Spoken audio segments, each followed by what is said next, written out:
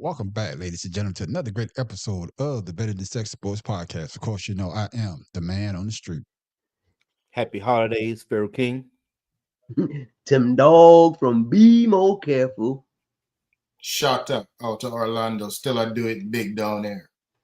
Yes, that's how we do it, ladies and gentlemen. If this is your first time checking us out, this is how we always start our podcast off.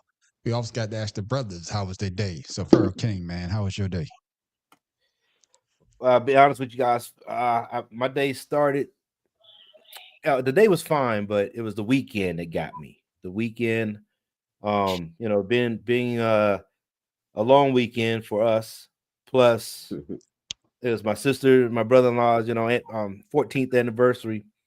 But I was a little sad this weekend just because I ain't have my mom. I was thinking about my mom a lot, and kind of bummed me out.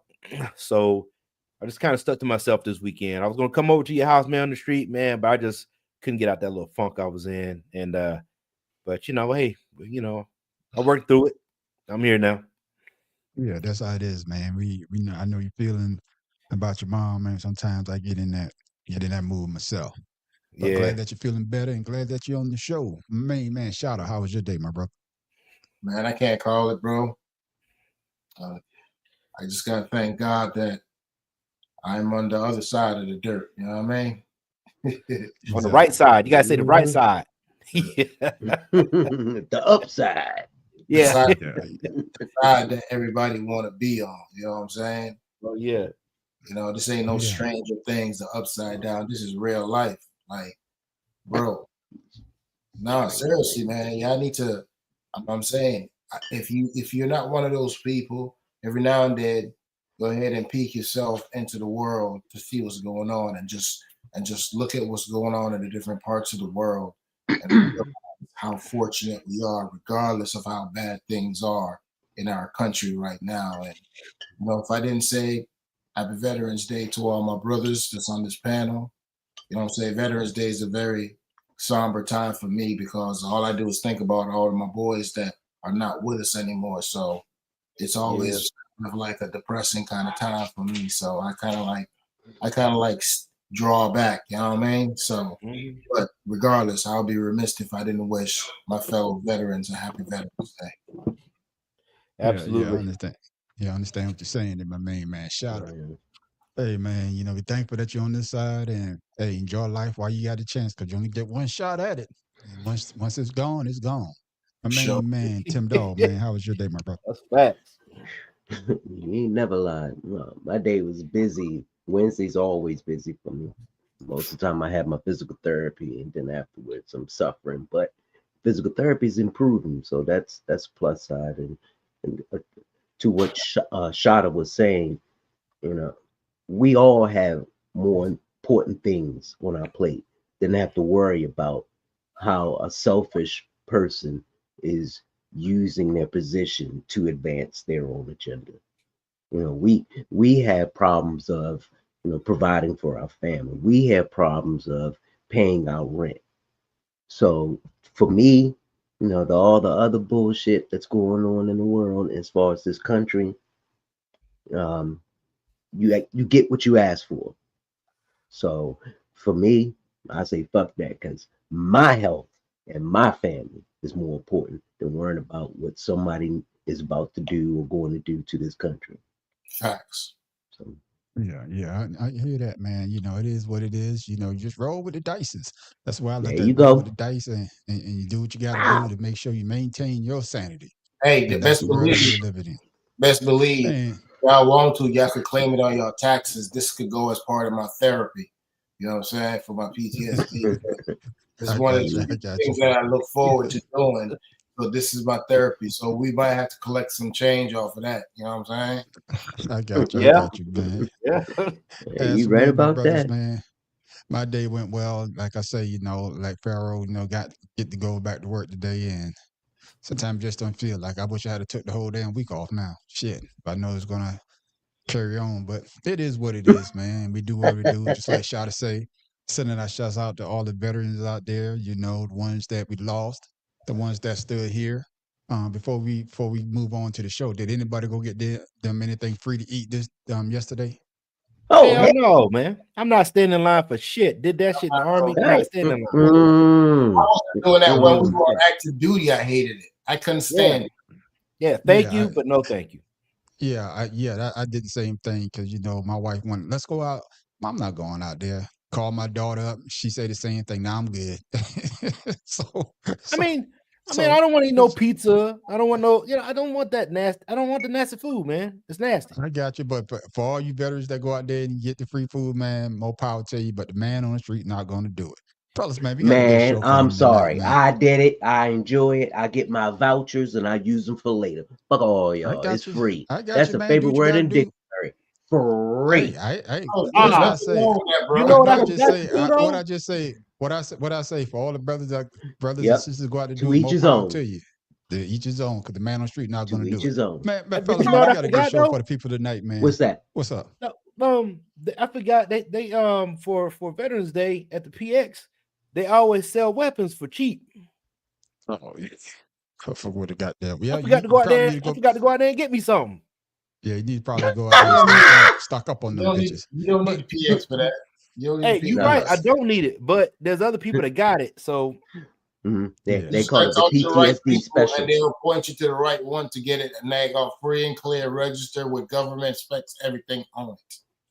all right. Yeah, there they it call is, it the ladies and gentlemen. PTSD special. Yeah, that's what it is. But let's go ahead and get this show started, my brothers, man. It went down after Sunday's game, and I thought he would have been Ooh. fired last year, but they finally let him go. We've got breaking news out of the NFL. Giants have fired head coach Brian Daboll, according to our insider Jonathan Jones. The move comes a day after the Giants lost a 10-point lead the final 4 minutes in a loss to the Bears. Giants are in the midst of a nightmare season at 2-8. Bad losses, big injuries. Notables include Malik Neighbors, Cam Scatteraboo. Daboll exits after nearly 4 full seasons with a 20-40-1 record. Giants offensive coordinator Mike Kafka going to be the interim coach for multiple reports. And there it is, fellas, man. Daboll, man, I think he had a 21-41-1 record with the New York Giants. But I'm coming to you first, Pharaoh, man. Did the New York Giants do the right thing by firing Brian Daboll? man, that dude has cost them. I'm telling you that I won't say they did wrong because the New York Giants front office is trash. So they don't even know who they supposed to be hiring and firing because they can't get personnel to stay there. They're letting people go. So you see when people leave the franchise, they're doing better. So it's the front office, man, and he happened Not to be just the part of the players. front office. At the end of the day, so I would say that the GM probably should have left as well.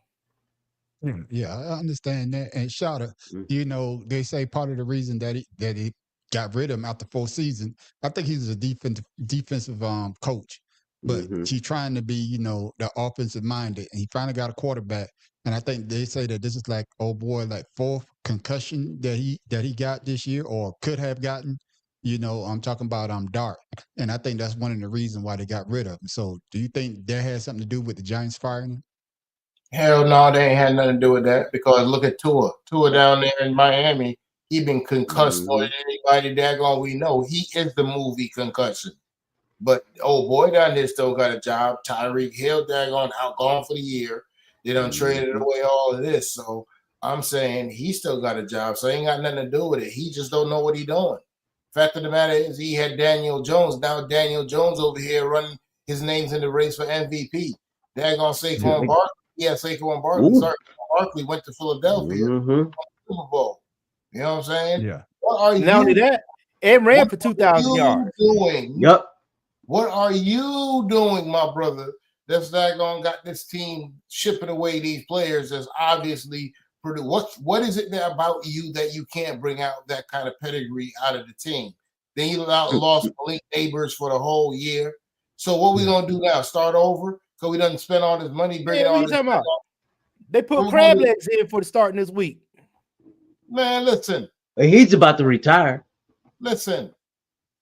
The bottom line is they have no way to justify basically firing Daboll. Other than the fact that he ain't winning.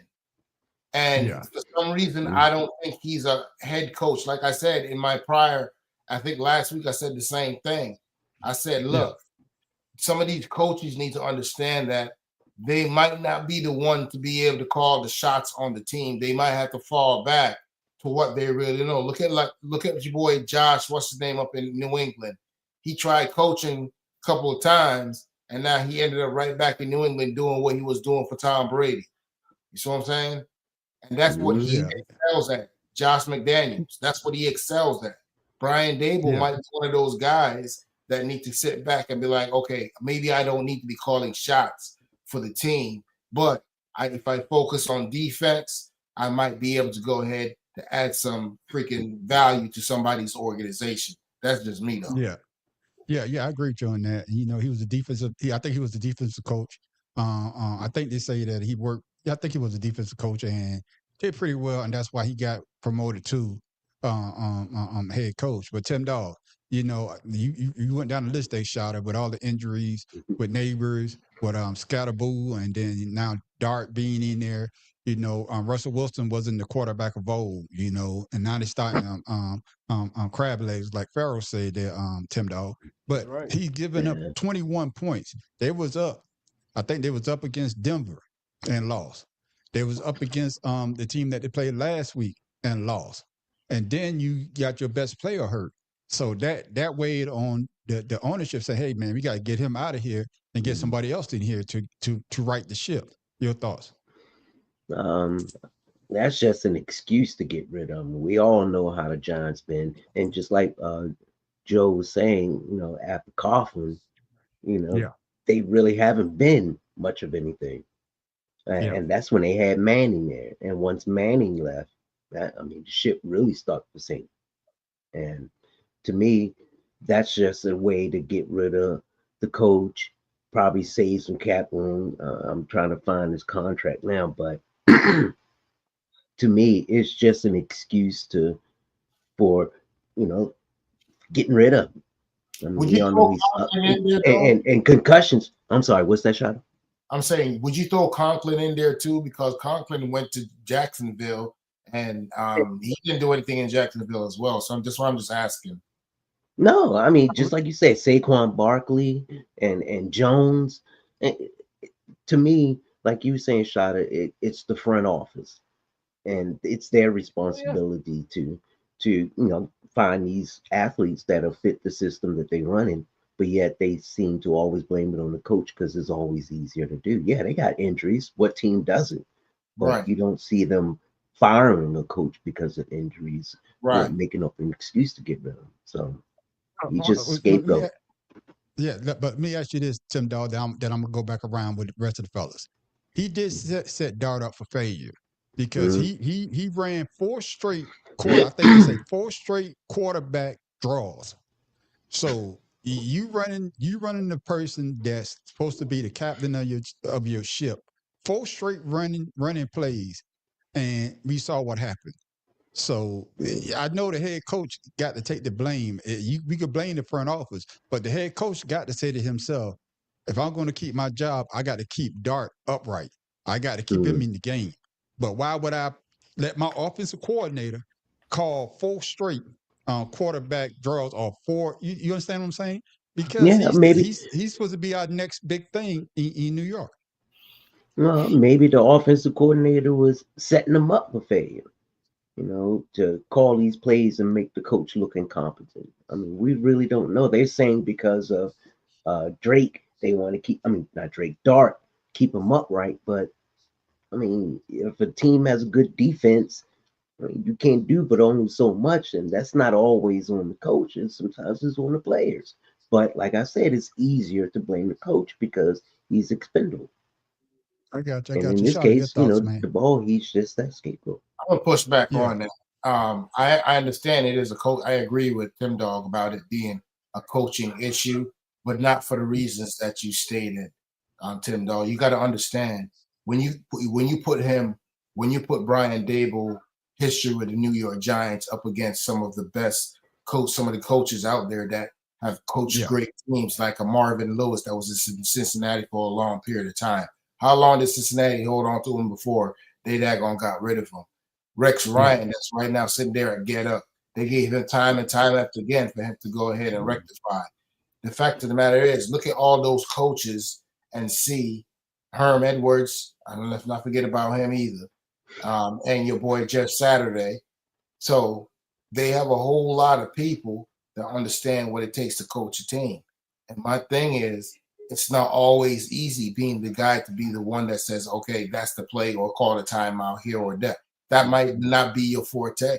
Your forte might be just to worry about the defensive package, get on the field to go ahead and make sure that the team does what it's supposed to do in this facet of the program, but not calling the shots as a head coach. And I think with that being said, with all the coaches that were so hot a couple of years ago, all of them are now backup coaches, assistant defensive coordinators, and so on and so forth.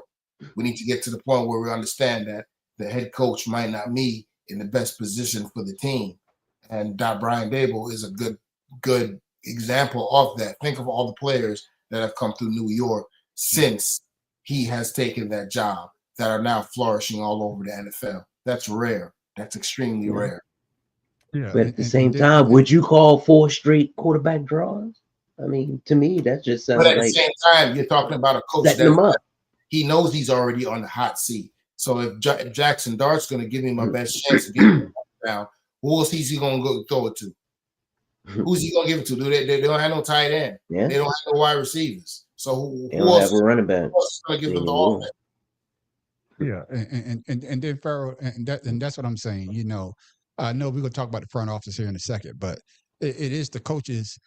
He has the final say, and of course, we know if your quarterback been concussed a couple of times, or one time I think they got fined because they put him back in the game. He's been concussed. He should look, whether my job on the line or not. I'm not gonna put my quarterback in that position to get me fired. And his record didn't help either. 21 for 41 with a tie. That's horrible. But you still set yourself up for failure. Just like hate to say it, just like your head coach. He knew he should have pulled old boy out, but he still tried to keep him in there. Now he's gone for the season. And if the owners of the Commanders wanted to say, hey, shit, if he's not going to take care of our prize player, we need to get rid of him as well. So he has to take some type of blame for himself getting fired. Doesn't he, Farrell? Absolutely. Like I said, you got running backs for a reason. Why the hell you running your goddamn quarterback? He's a rookie. So I don't know if they're looking for the next Michael Vick or whatever the case is, because they did the same thing with Daniel Jones. Yeah. When he was there, they ran the shit out of him sometimes. They ran the shit out but he of was him. he was a much bigger player. But with that being said, you got running backs. That's what you use them for. Yeah, I'm not gonna run my quarterback. I mean, shit. But like I said though, it's the New York Giants. They won't draft a black quarterback.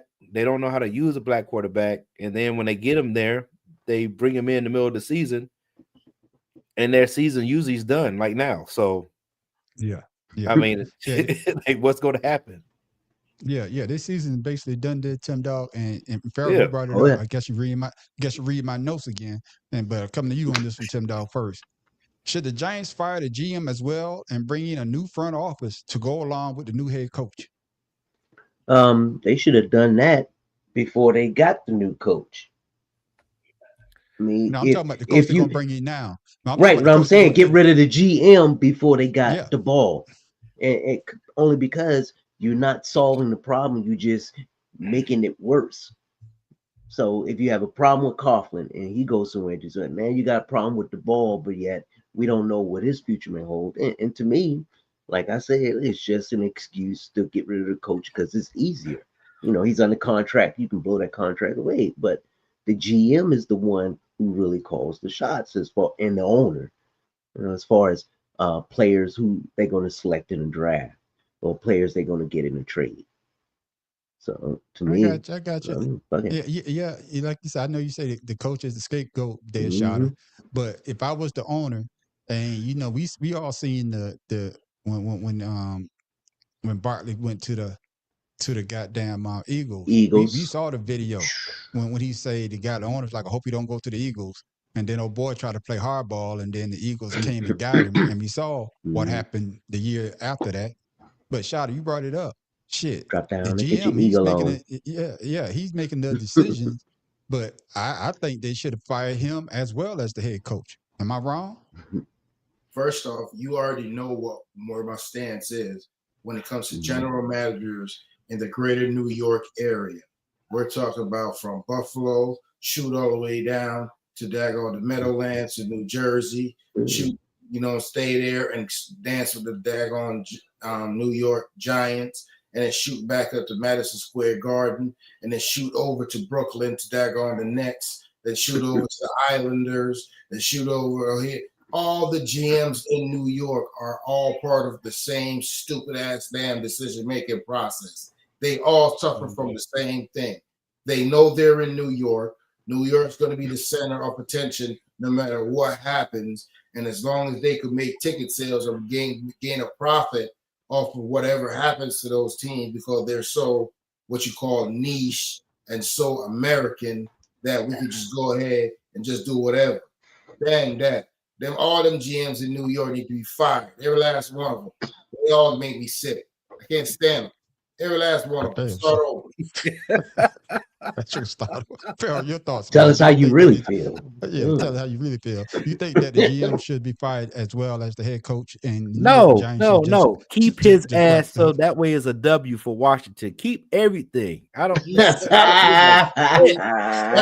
Hey, long as he's there, I know that's a W. That's the Candyland mentality right there. Mm-hmm. He's adopting that Candyland mentality. You see how quick he flipped?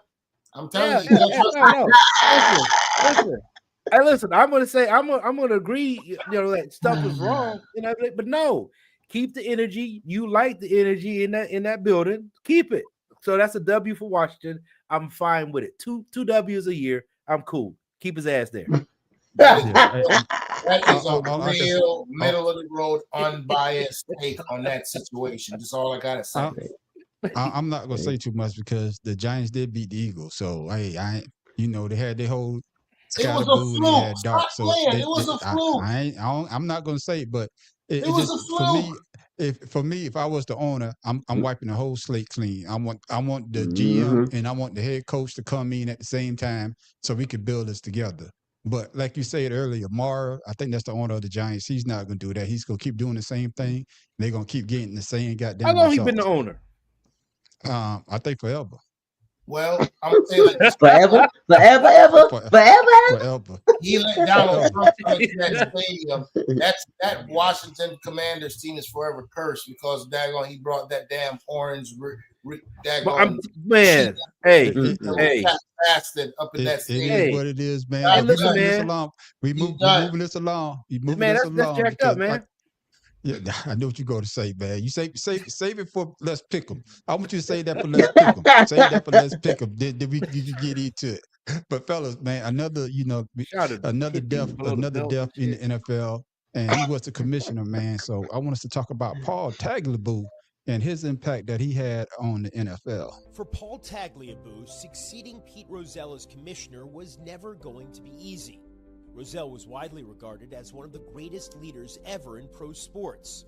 But by most accounts, Tagliabue more than rose to the challenge. When I succeeded Commissioner Rozelle, I knew I wanted to maintain his fundamental principle: think league first. Those were the 3 words he said so often. Tagliabue's connection with the league dated to 1969, when he was outside counsel. He worked with Rozelle as the NFL merged with the AFL and as it launched Monday Night Football. He gained an understanding of the league's inner workings and developed relationships with its movers and shakers. Ladies and gentlemen, I'd like to introduce you to the new NFL Commissioner Paul Tagliabue and his wife Chan. In 1989, the NFL owners elected Tagliabue as their new commissioner. Early in his tenure, he formed a give-and-take relationship with the Players' Union leader, Gene Upshaw, which would eventually yield free agency and the salary cap. After 2 work stoppages in the 1980s under Rozelle, There were no lockouts or strikes during Tagliabue's 17 years as commissioner. Pete, as much as he wanted to get involved in labor peace, it just was not in the cards. And that's the one thing that Paul Tagliabue has done. He's gotten involved. He understood the structure because he was the attorney for all of those years through all of that litigation. In the 1990s, Tagliabue was in charge as the Raiders, Rams, Browns, and Oilers moved to new cities, crushing loyal fans. But in 2005, Tagliabue was determined to keep one team right where it had always been. Hurricane Katrina, a vicious Category 4 storm, slammed into the Gulf Coast. Parts of the city are underwater. Following Hurricane Katrina, Saints fans all along the Gulf Coast feared their team would be permanently moved to San Antonio. But Tagliabue wouldn't let it happen. I told Mr. Benson this morning, I'm here because it's 2 months to kick off and 6 months to the NFC title game in the Superdome. Tagliabue had retired as commissioner on September 1st, 2006. But in 2012, his successor, Roger Goodell, asked him to review the Saints' Bountygate appeals. Tagliabue agreed with Goodell's findings, but in a surprise move, the former commissioner vacated the suspensions of 4 players, ultimately assessing responsibility to coaches and management. Presenting Paul Tagliabue for enshrinement into the Pro Football Hall of Fame. In 2020, Tagliabue was elected to the Pro Football Hall of Fame, a testament to his tenure as commissioner. When the league expanded, new stadiums were erected, and unprecedented television deals were struck. With Paul Tagliabue in charge, the NFL ascended to its unquestioned position as the king of North American sports leagues. I'm proud and grateful to have played a small part in shaping the evolution of the National Football League in the last 4 decades. It's going to continue to evolve as our society evolves, but we need to remain committed both to evolution, to change, and to tradition.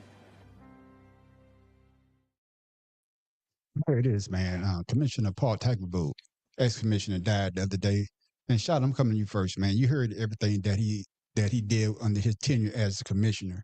So, fellas, the question to you first, Shot, is, what will be Paul Tagliabue's legacy in the NFL? Paul Tagliabue is going to go down as an all-time great. He was the leader of the NFL when the NFL was at its height of change as far as integration is concerned. When you talk about Paul Tagliabue, you're talking about Walter Payton, Eric Dickerson, you know what I'm saying, Joe Montana, Dan Marino, Bernie Kosar. You know what I'm saying? He undoubtedly had probably the most decorated tenure as an NFL commissioner in his time that he was the commissioner of the NFL. And that's all even kids my age growing up at that time, even in middle school and all that type of stuff, we knew who Paul Tagliabue was. You know what I'm saying? So it was at a time where the NFL had infatuated everything that society was. Bo Jackson, you know what I'm saying? So you gotta remember he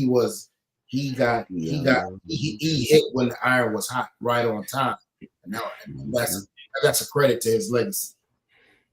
Yeah, and then Pharaoh, you heard what he said, with the salary cap, the team switching from one area to another, him making sure that the Saints stay where they was at, the television deal that that the NFL has been eating on for forever and a day.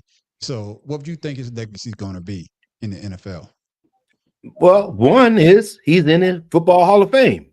You can't dispute that. So his legacy is pretty much cemented. But here's something that people don't talk about. Paul Tagliabue, with the 17 years he was the commissioner, more than 20 new stadiums were built and supported by the league, and he expanded the league to 32 teams with the free agency and salary cap. And I know that was the salary cap was led by Reggie White, right? The free agency, I'm sorry. So I thought it was Gene. No, he was the Reggie White. No, Reggie White. Reggie White is because Yeah. that's Yeah. why he got out of I think Philadelphia and went to Green Bay or something like Yeah. that. But but let me just say this. Let me say this for Tim Dog. No, what Farrell was saying, Reggie White was basically the first player to Right. to be able to lead the team. No, Gene you're Upshaw right. was the guy. No, he's right. Gene Upshaw was the players, the NFL Players The Association guy. association, yeah. Yeah. Yeah. Okay, go ahead, Farrell. I mean, Yeah. So with that being said, there was a lot of positive outcome from his leadership, and of course, with the CTE, I think he was there when all that stuff really started, and he was one that initiated, the safety program and stuff. So, and this is what I really like about it. Before Paul Tagliabue, Pete Rozelle was before him. Yeah. Pete Rozelle is the one that kept Donald Trump from fucking up the NFL. Fine. Mm-hmm. Right? Yeah.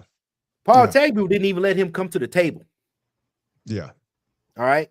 Then you got to thank what's the guy now? Goodell. Roger Goodell. Yeah, Roger Goodell. He actually let Donald Trump try to get the new the goddamn Buffalo Bills in 2014.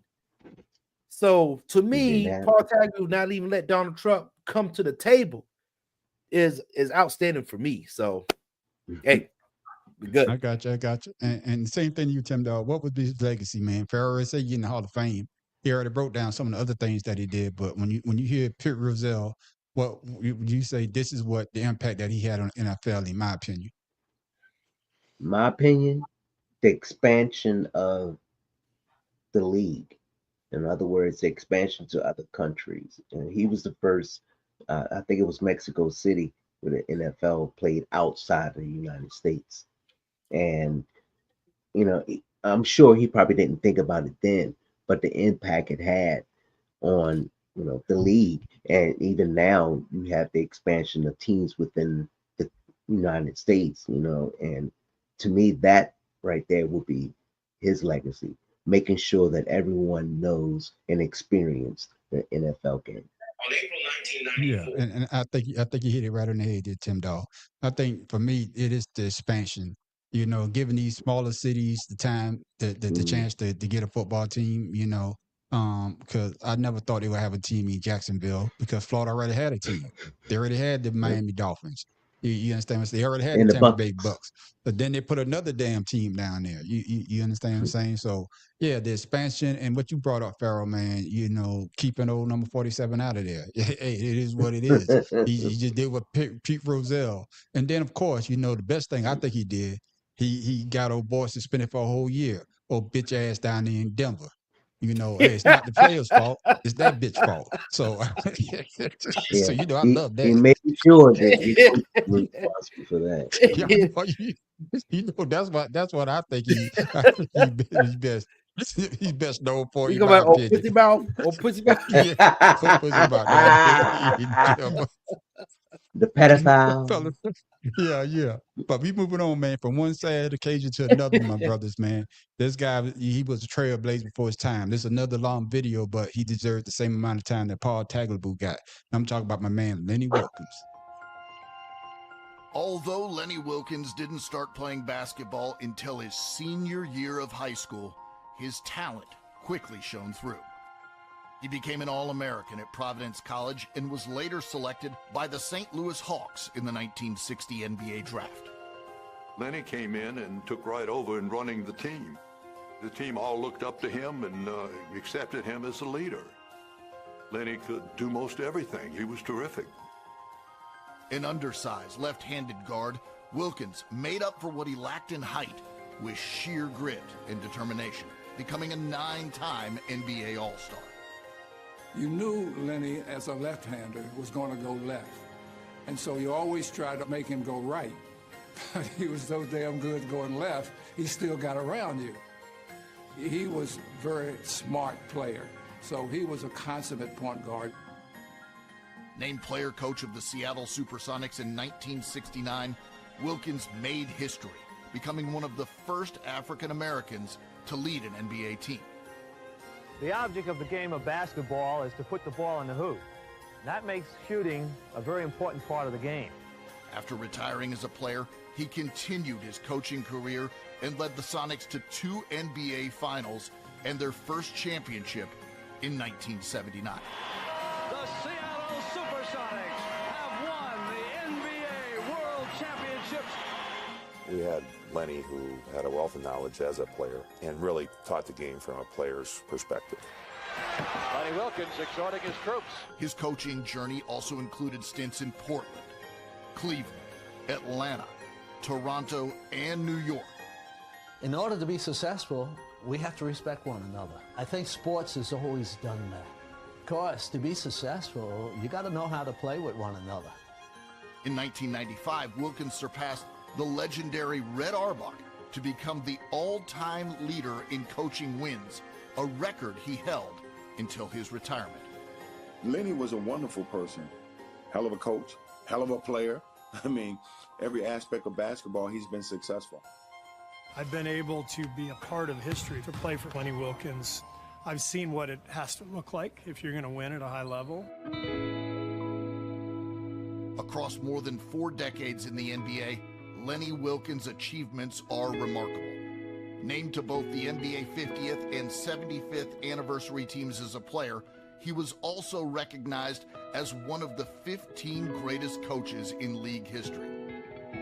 A 3-time Naismith Basketball Hall of Fame inductee as a player and a coach and a member of the 1992 Dream Team staff, he also led the U.S. to a gold medal at the 1996 Olympics. I worked very hard and there was a lot of support along the way. Who would have thought a kid from Brooklyn, from Bed-Stuy, would achieve all that?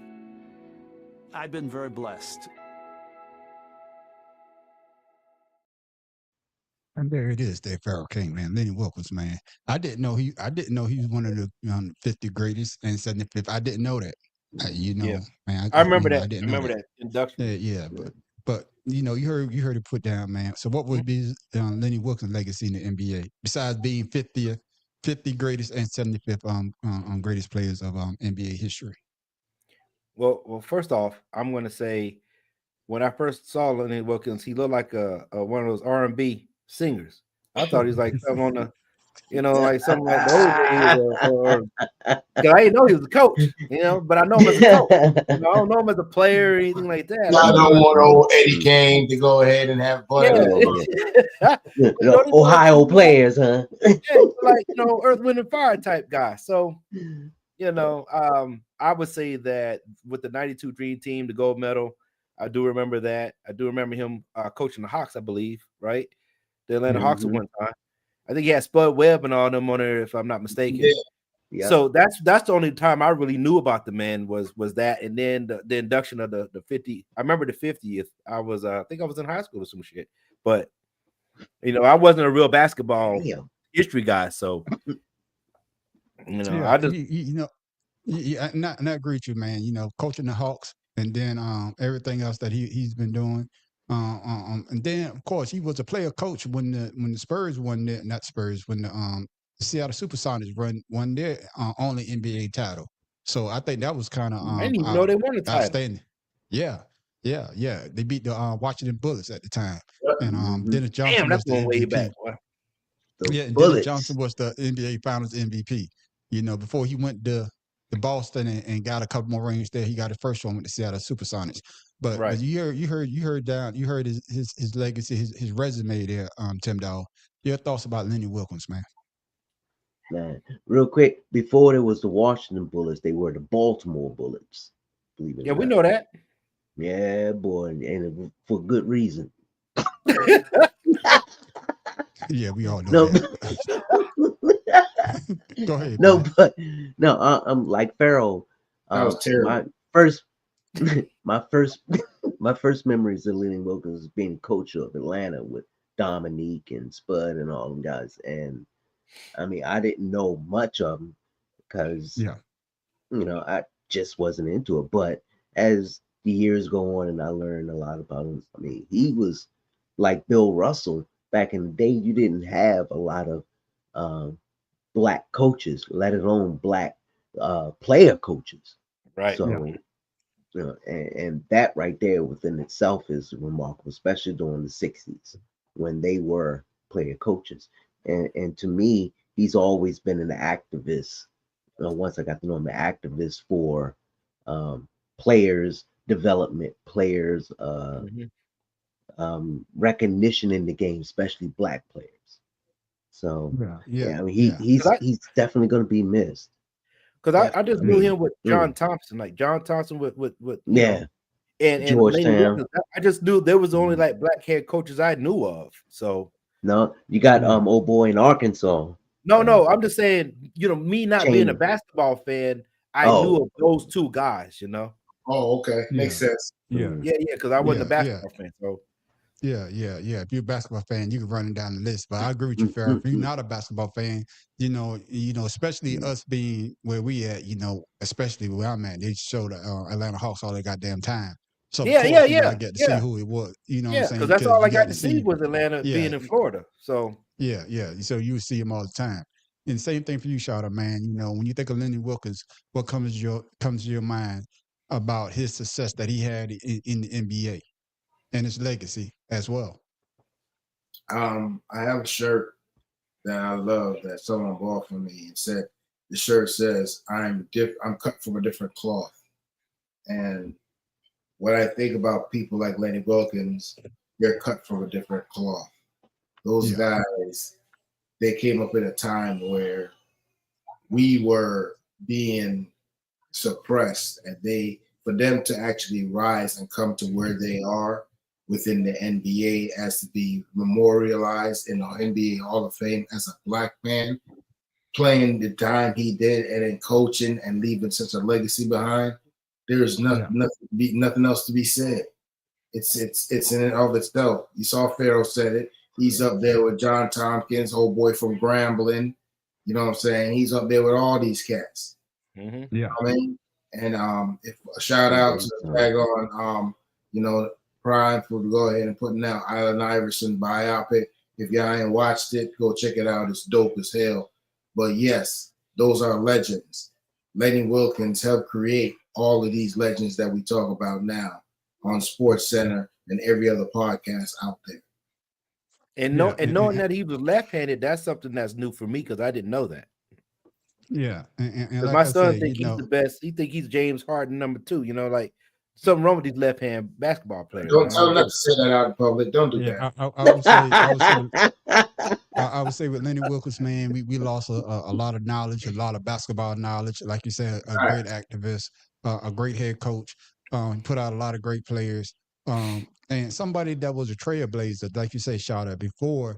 Now when you look at the NBA, you see a bunch of head coaches that look like us. But back then, when he was coming through the ranks, there wasn't that many in the NBA.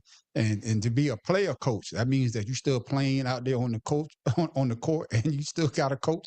Him and Bill Russell, I think, are the only two I know that won a championship being a player coach. There might be others, but those are the only two that I know of. Was the first one. But fellas, man, speaking of somebody, going from Lenny Wilkens putting out stars to somebody that got rid of stars, and I guess he got rid of his goddamn job too when he let Luka go to the Lakers. We continue to follow that breaking news out of the NBA. The Mavericks have made it official. General manager Nico Harrison has been fired. He's been in charge of the Mavericks for the past 4.5 seasons. He took over in the summer of 2021. Of course, the move comes just 9 months after Harrison infamously traded Luka Doncic to the Lakers. It was a deal that obviously shocked everybody. The Mavs did make the playoffs in 2 of Harrison's first 4 seasons, including a finals appearance in 2024 with Doncic leading the charge. The Mavericks have since appointed Michael Finley and Matt Riccardi as co-interim GMs. We talking about this just like with the Giants. That's bullshit. Yeah, just like with the Giants, Tim Dog. I'm coming to you Pharaoh in a minute. Let me get Tim Dog first. Do the owners need to take some of the blame for the Mavericks trading of Luka and the team poor play? I misspelled it there so far. And of course, like you say before, we could get rid of the GM, but we can't get rid of the owner. But the owner had to sign off on that goddamn trade. And of course, the Mavericks are, I think they're 3-8 right now. So, boy hasn't played since last year. Now Kyrie still hasn't played this year, but Nico he got the axe. Your thoughts on them firing him, man? Do the owner have to take some of this blame as well? Hell yeah. I think we even said something on this panel once the trade was done, that he needed to go because, he's causing conflict and everything since, oh my goodness, the old GM, when tall, skinny boy retired. Anyway. Dirk Nowitzki. Yeah, when he retired, then they got him. And ever since then, Dallas hasn't really been anything but Jason Kidd. I mean, once again, he's not a player coach. He's looking out for himself and shit that happened like that too. Because why would you want to get rid of Luka in the first place? But I digress. He should have been fired as soon as he got rid of Luka, in my opinion. And I think we expressed that on this show once or twice. He's not the person that people think he is. He's a suck up and he's very sarcastic. He's a narcissist. You was asking, he should have been fired. Shit, is felon 47 a felon? I understand what you're saying, Tim Dog. But Pharaoh, in his defense, I think he was thinking he was doing the right thing by getting rid of Luka and bringing him AD to team up with Kyrie.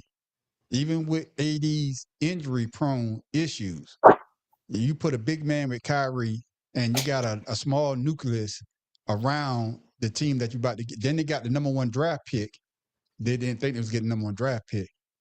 I can see what he's trying to do, but the owner has to sign up on that trade as well. So shouldn't the owner take some of that blame? Not just the head, the general manager getting fired? Man, we knew the owner was to blame because I believe we talked about her wanting to move the team to another city. Mm-hmm. Yeah, Las Vegas, I think. About this. Yeah, so with that being said, she is the issue. So if she's going to take it, of course, black man got to take the blame for her mistake. But at the same time, the fans don't want the team to move, and I don't think Vegas wants a team. So it is what it is, man. We thought it was a bad trade. I didn't see nothing good in the trade, and to me, Luka he's average to me, man. He's like a Josh Allen. I don't know for a basketball. Yeah. I agree with you on that aspect. I think Luka's game is slow, but he can shoot the 3 ball, and he's playing pretty well right now. You can shoot threes when you just moving like a damn sloth. You're supposed to be able to shoot them. I got you. But I think what they're looking at, Shotty, is that the Lakers having some success with LeBron James being out, with Luka doing what he's doing, and of course we traded Luka to them, and we got AD, and AD hasn't played. I think they say he only played like out of 40 games, only like 10 or something like that. So they're looking at, hey, we gave up a great player for another great player that we thought we was getting. And this is going by the general manager say, hey, let's get rid of this guy to bring in this guy, and they didn't get anything back on their back on the investment. But like I said earlier, the owner has to sign off on that Luka trade. It's not just the general manager. And the Trump general reporter. manager got fired and out the door looking for a job. Your thoughts? There's a lot to digest there, so let's just go ahead and break this down. Time, guys, stop. So we have the owner who signs all the checks for the team, who has advisors around him to tell him what's the best recourse to do for his team to be a competitive team, along with being marketable to bring in revenue and fill those seats. So we're talking about two different things. We're talking about the business portion, and we're talking about the life of football. The life of football and the owners never really cross, because the fact of the matter still remains. All the owner wants to know is that the problem has been solved. Period. Let's move on. So I don't think it's as easy to just say it's the owner's fault, because most of the owners in the NFL depend on their general managers. NBA. They have an organization to advise them and what to do for the best thing for the team. I'm sure they have a think tank that says if we get this person, this is what we lose in conjunction with what the coach runs on a weekly basis. Is he a running coach? Is he a throwing coach? Does he have the personnel to support whatever he's doing? And I think there's a lot that goes into that. And I just can't sit here and say it's on the owner, because the owner is requiring those people he's hired around him to make his company, which is his football team, profitable. Basketball. Shout out NBA. I've been saying NBA for the longest. NBA. Nico Harrison was the general manager of the Dallas Mavericks. My bad. The Dallas Mavericks. That's what I'm saying. Yeah. My bad. I apologize. Hey, Nico was doing the best he could with freaking the information he had. And all I'm saying is he thought that he was trading, Luka to a team and getting equal pay. And he's not, because the fact of the matter, we said on the show, AD has been chipped up since he was with the Pelicans. That is nothing new to no one that follows any kind of bit of NBA. So why are you trading to get a player to go sit on your bench? Yeah, you know what's funny, Farrell? Farrell, I knew you to get back to your quick. Hold on, Farrell. Let me say this. I want you to hear this. I saw they showed a meme. They had LeBron James pulling up in a Maybach. Who else they got? They had Luka pulling up in a Maybach. I'm just gonna throw out a name. They had my man down there, SGA pulling up in a Maybach. Coming to the stadium. They had AD pulling up in an ambulance. Yeah. Absolutely. Hey, and I think that's too big. How about a medevac? I'm gonna say an NBA owner has 15 people that they're paying for, not 53. Mark Cuban was well versed in the team that he had. Yeah. He knew the people on the court because he was at the court. I'm gonna tell you now that the new owner set this man up for failure because she wants to move the team to another city. It ain't got shit to do with all that. I got people around me versed it. She doesn't care about that. And we see that. That's why this has happened. So with all that, we understand how organizations work and things like that. This is a setup for this man to fail. And I know that because Mark Cuban was always involved. All those NBA coaches are involved. They're always on the sideline and on the seats. They're always there. You can't tell me you can't manage 15 motherfucking people. This is not a football team. Yeah, Tim, I'm gonna give you the so miss me with all that, people that I thought I was getting my money. No, she wants to move that fucking team. This is a scapegoat, and she wants to get up out of there. Go ahead, Tim. Though. He's sensitive. I mean, let's don't be analytical on what we seeing here. Everybody's trying to be analytical. Tell it like it is.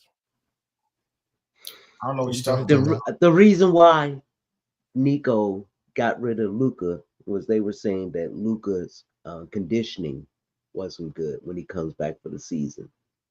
Now this season, Luka's in the best shape that he's been, and he's still probably fat. Since hold on now, he lost some weight. You need to watch Luka play, and his movements and everything is definitely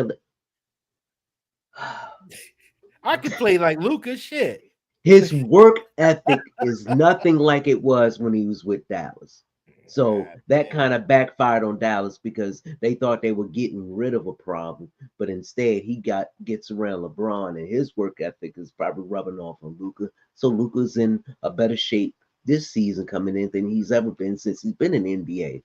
Now the thing with Nico is that he's very arrogant. He thinks that every decision he makes is the best decision, and he doesn't listen to people around him. Probably got the owner listening to him too, or used to, until he got fired. Now, like Farrell said, the owner doesn't care about that. All they care about is profit. That's all she wants. Mark Cuban, he was more personal. She's not. So you have different owner with a different style, and yeah, AD is chipped up, like, but when he's there, he can produce when he's there. So Let me say this, man. You know, Farrell, I'm agree with you. I never thought about that angle. And Tim Dog, I hear what you're saying. But Luka, for me, this is the thing with Luka at Dallas. Dallas doesn't have that pedigree as the Los Angeles Lakers. Dallas only got one championship, I believe. The Lakers got 19. So when you go to a team like the Lakers, no, I'm just against what I'm Miami. saying.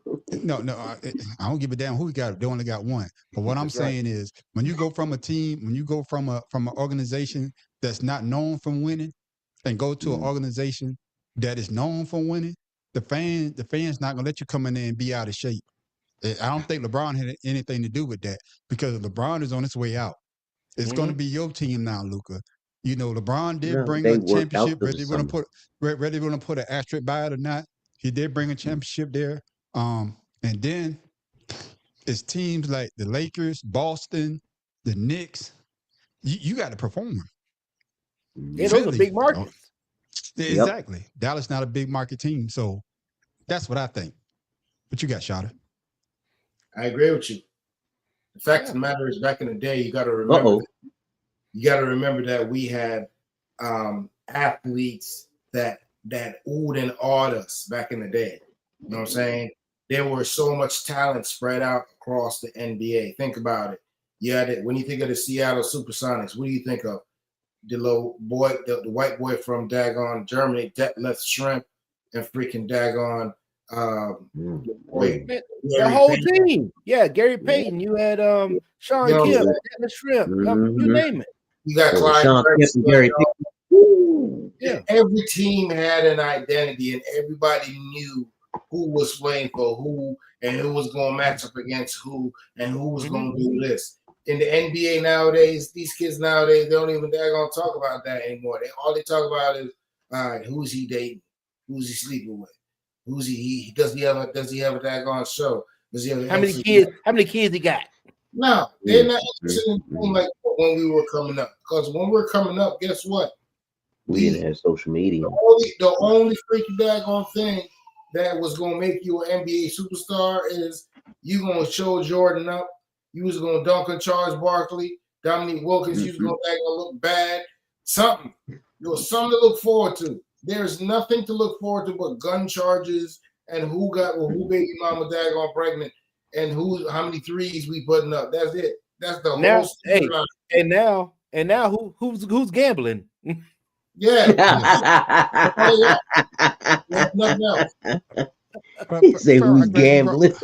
I'm glad you brought that up, because now it's baseball that's gambling. As we've seen recently in the NBA, the intersection of sports and gambling is more fraught and susceptible to scandal than ever. And now this from Major League Baseball. Guardians pitchers Emmanuel Clase and Luis Ortiz have been charged with fraud, conspiracy, and rigging pitches. Prosecutors said in the indictment that Clase and Ortiz threw specific pitches for balls so bettors could place prop bets and profit. Both pitchers have been on paid leave while MLB investigated. Ortiz was arrested by the FBI Sunday morning in Boston. He will appear in court on Monday. Clase was not in custody as of Sunday afternoon. U.S. Attorney Joseph Vasella said in a statement, the defendants deprived the Cleveland Guardians and Major League Baseball of their honest services. They defrauded the online betting platforms where the bets were placed, and they betrayed America's pastime. Integrity, honesty, and fair play are part of the DNA of professional sports. When corruption infiltrates the sport, it brings disgrace not only to the participants, but damages the public trust in an institution that is vital and dear to all of us. I swear, I think you'll be reading my note. I think you'll be reading my notes sometimes. So you right into what I wanted to talk about next. So, what are your thoughts on this new baseball scandal? And before you even say that, the hell can you tell what if I threw a pitch or not for a ball? I'm just kind of crazy. How you can look at it and say, oh, he's doing something illegal there because he threw that pitch? For me, that's mind-boggling. But go ahead, Farrell. What do you think about this scandal, man? That reminds me of the sign stealing the Houston Astros did before the World Series that year. Right. With that being said, to me, it's hard unless they caught them in doing something or they had something going on to where they knew that was happening. Yeah. But I'm gonna tell you now, certain pitchers pitch a certain way. Now, they just like my man when he pulled himself out the game, was it Terry Rozier or whatever, pulled himself out of the game. Maybe they pitched off one game or 2 games. You know what I'm saying? Because of whatever. Baseball has always been skeptical. It's just one of those things. Like you're like one batter against 9 defensemen. Yeah. So I would say that if they got caught in it, they got caught because they were sloppy in what they did. But once again, you can steal signs. So yeah, that's why Greg Maddux didn't. If you ever notice, or you ever look at Greg Maddux, I know this is a little bit off the topic. Greg Maddux pitched his own pitches. Yeah. The catcher that was up there never picked a pitch for him. He pitched his own pitches. Yeah. So yeah, that's what he said. If they did more than that, you can't steal signs if nobody's doing anything. But those guys probably, set it up that way. The catchers they're probably gonna have some catchers in there saying, "Yeah, we helped them." Yeah, but it's just crazy there, Tim Dog. First of all, we talked about football, basketball last week. Now we are talking about baseball this week. Your thoughts? Hey, it just goes to show that when you're desperate, you'll do anything to get some money. They got money. They're pitchers. Yeah, well, the thing is, pitchers got the most money on the damn team. Okay. All right, but at the same time, some people want more. And they see this as an opportunity because they feel like they're not going to get caught because they are professionals. They know what they're doing. Maybe it's the thrill or the high of doing it and not getting caught. Who knows? Me personally, I would not jeopardize my career just on a couple of $100 that I'm going to make anyway from not doing anything. Yeah.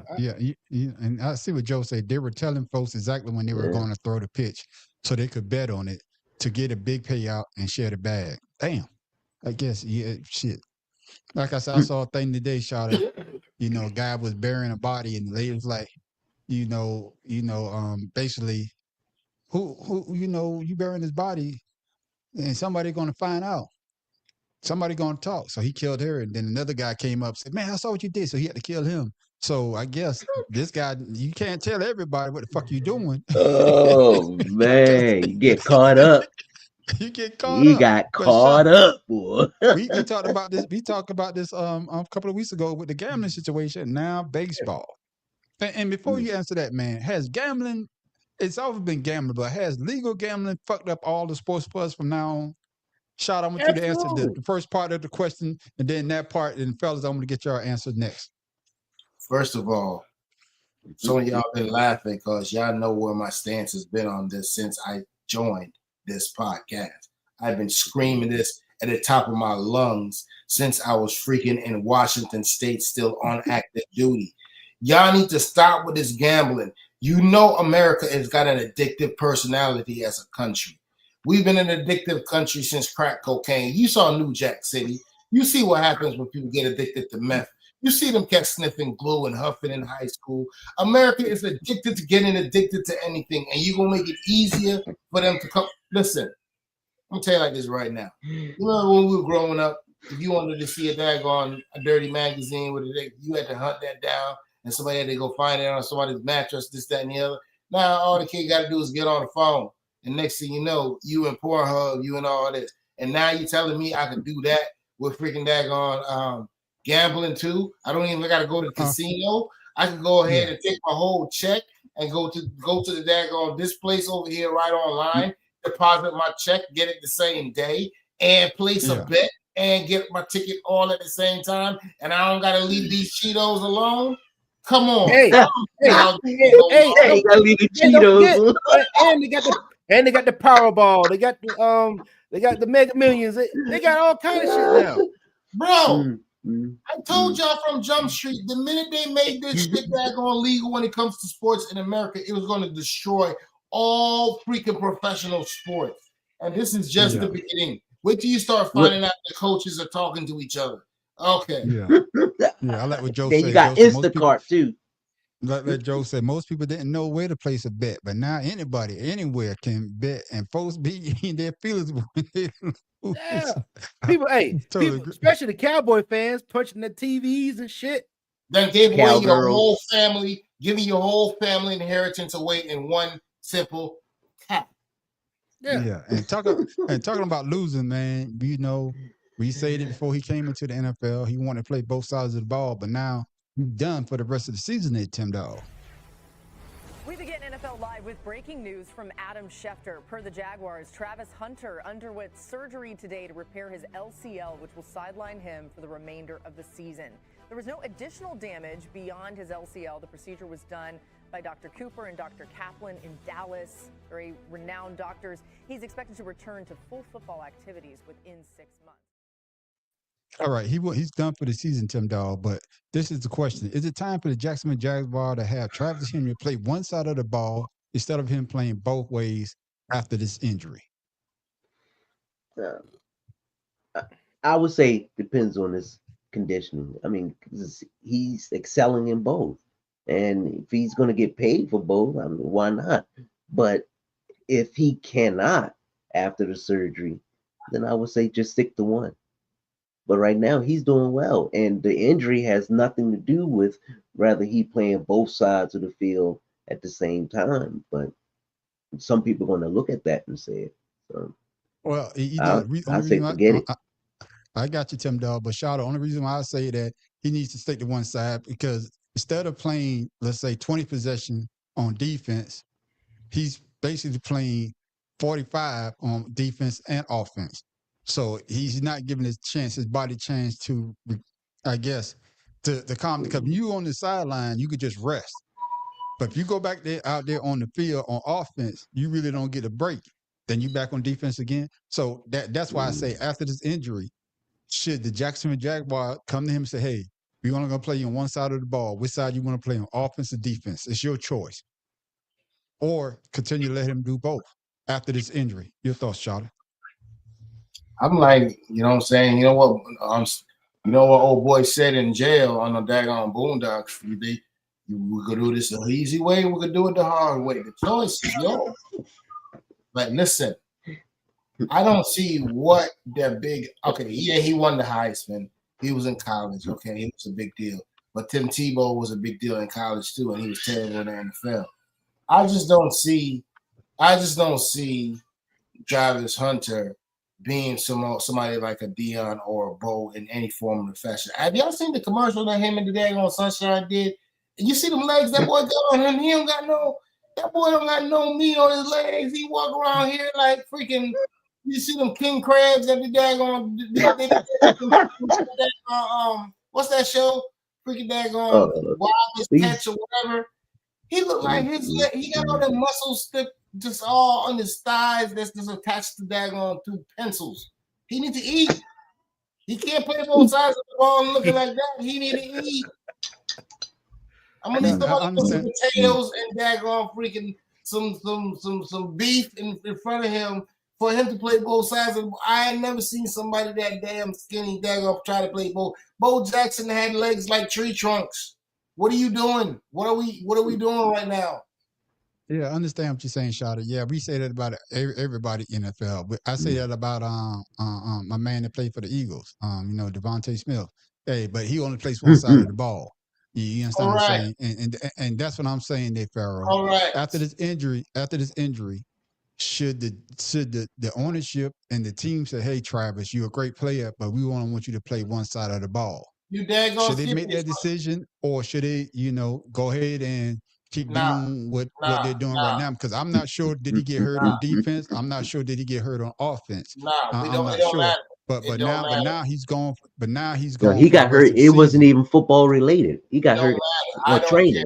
That's what it was. Here's what we're gonna do. We took it. We invested in you as a player on this team by drafting where we did. And what we're gonna get a return for our money. So what we're gonna do is you gonna play offense and you gonna play this offense, or you gonna play defense, one or the other. The choice is yours. We can do it the easy way, we can do it the hard way. But you understand what I'm saying, Pharaoh? Thank you for that, Yeah. Shada. But basically saying the same thing. Who is it up to the team to make this decision, or they continue down the same path? And I'm not wishing injuring anybody, but the LCL, ACL, those are things, those career ending It can injuries be. that can be. And what I'm saying is, should the team make up their mind and say, this is what we want you to do? Damn right. I would say what side of the ball he's more effective on. And I'm looking at his stats so far this year. I mean, it was only week 9. Offensively, he only had 28 receptions for 298 yards and 1 touchdown. But he had 324 snaps. So defensively, he had 15 tackles, 3 pass defended, and 1 forced fumble with 162 snaps. So at the same time, defensively, he seems to be better than he is on the offense because you have bigger, better receivers and stuff on the team. And they don't throw his way either. He's too small. So they're not throwing his way. Or if they do, those guys, there's no turn. I don't think he gave up a touchdown, but I don't think he's really covering the receiver, that well. I really don't know where he's great at.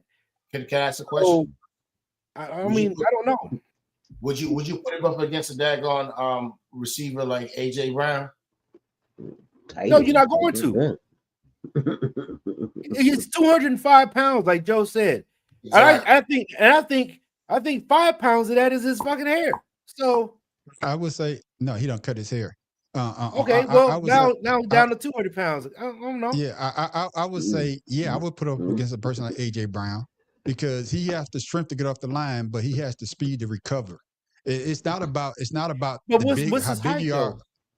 Yeah, but that's what I'm saying. But he got the speed to get back, and he has the leaping abilities as well. And that's what I see when they drafted him. They drafted somebody that has the recover speed. I don't see You know that. what I'm saying? Maybe he doesn't have the tackling ability like these guys has, these bigger cornerbacks has, but he has the recover speed. He has the recover speed to get back if he's out of position.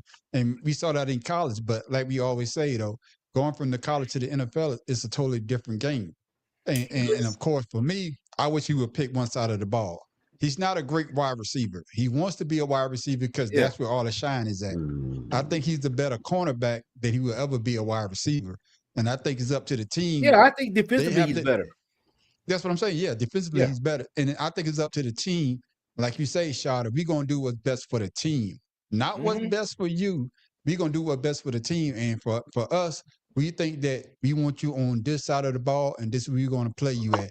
Now, we might sprinkle you in, give you one play here a game, but that's all you're going to get, though. You understand what I'm saying? So you're not going to be playing those 300 snaps like you say, a decoy. No, I'm not doing that. We're not doing that. No, I think he's better defensively than he is offensively by far. And like I say, he got the same height as most of these receivers coming out. So defensively, yes. Yeah. But offensively, there's people that are better in the NFL than he will ever be. So yeah. And fellas, man, before we go out, man, we got a couple more subjects here, man. Pharaoh wanted us to talk about this, man. I don't know if y'all saw this one, man. It's a pretty long video. I may cut it short. But this guy went to go to this college, and then he got all his hell put on his goddamn head. Or better yet, he went through hell. His first visit to campus. Brooklyn Williams says he knew then the Aurora University football team was the dream he worked his entire life for. I was so stuck on Aurora and like the picture they painted of the brotherhood. But he says the reality was different. Another teammate I had of mine came in and was like, "What are you doing sleeping here? Don't you guys sleep in trees?" In that moment, I knew it clicked that he was calling me a monkey. That was one of the racial comments Williams says some of his white teammates made to him the night of August 21st. He says he was staying at his teammate's house to save him time commuting from school to back home. One of my teammates had called me the N-word and was like, "You better not go in my room." He says it escalated from racial slurs to a comment referencing George Floyd. You took that as a threat towards you? Yes, for my safety, because I was the only black male in that household at the time. In the school's investigative report viewed by ABC7, Williams told investigators that another player present at the time told him that on the team, quote, "some of the guys are racist." The school's findings say there is no evidence that the complainant had any motivation to fabricate the allegations, and it is clear something significant happened. For the first time in my life, I felt like I could not protect my child. And I've never had that feeling before. In a statement from the school to ABC7, a spokesperson says Aurora University is deeply committed to fostering a safe, respectful, and inclusive community where every student feels valued and supported. We take any allegations of misconduct extremely seriously. They went on to say the university follows established policies and procedures when reviewing and evaluating reports such as these to ensure an expeditious and thorough review. Every report is carefully...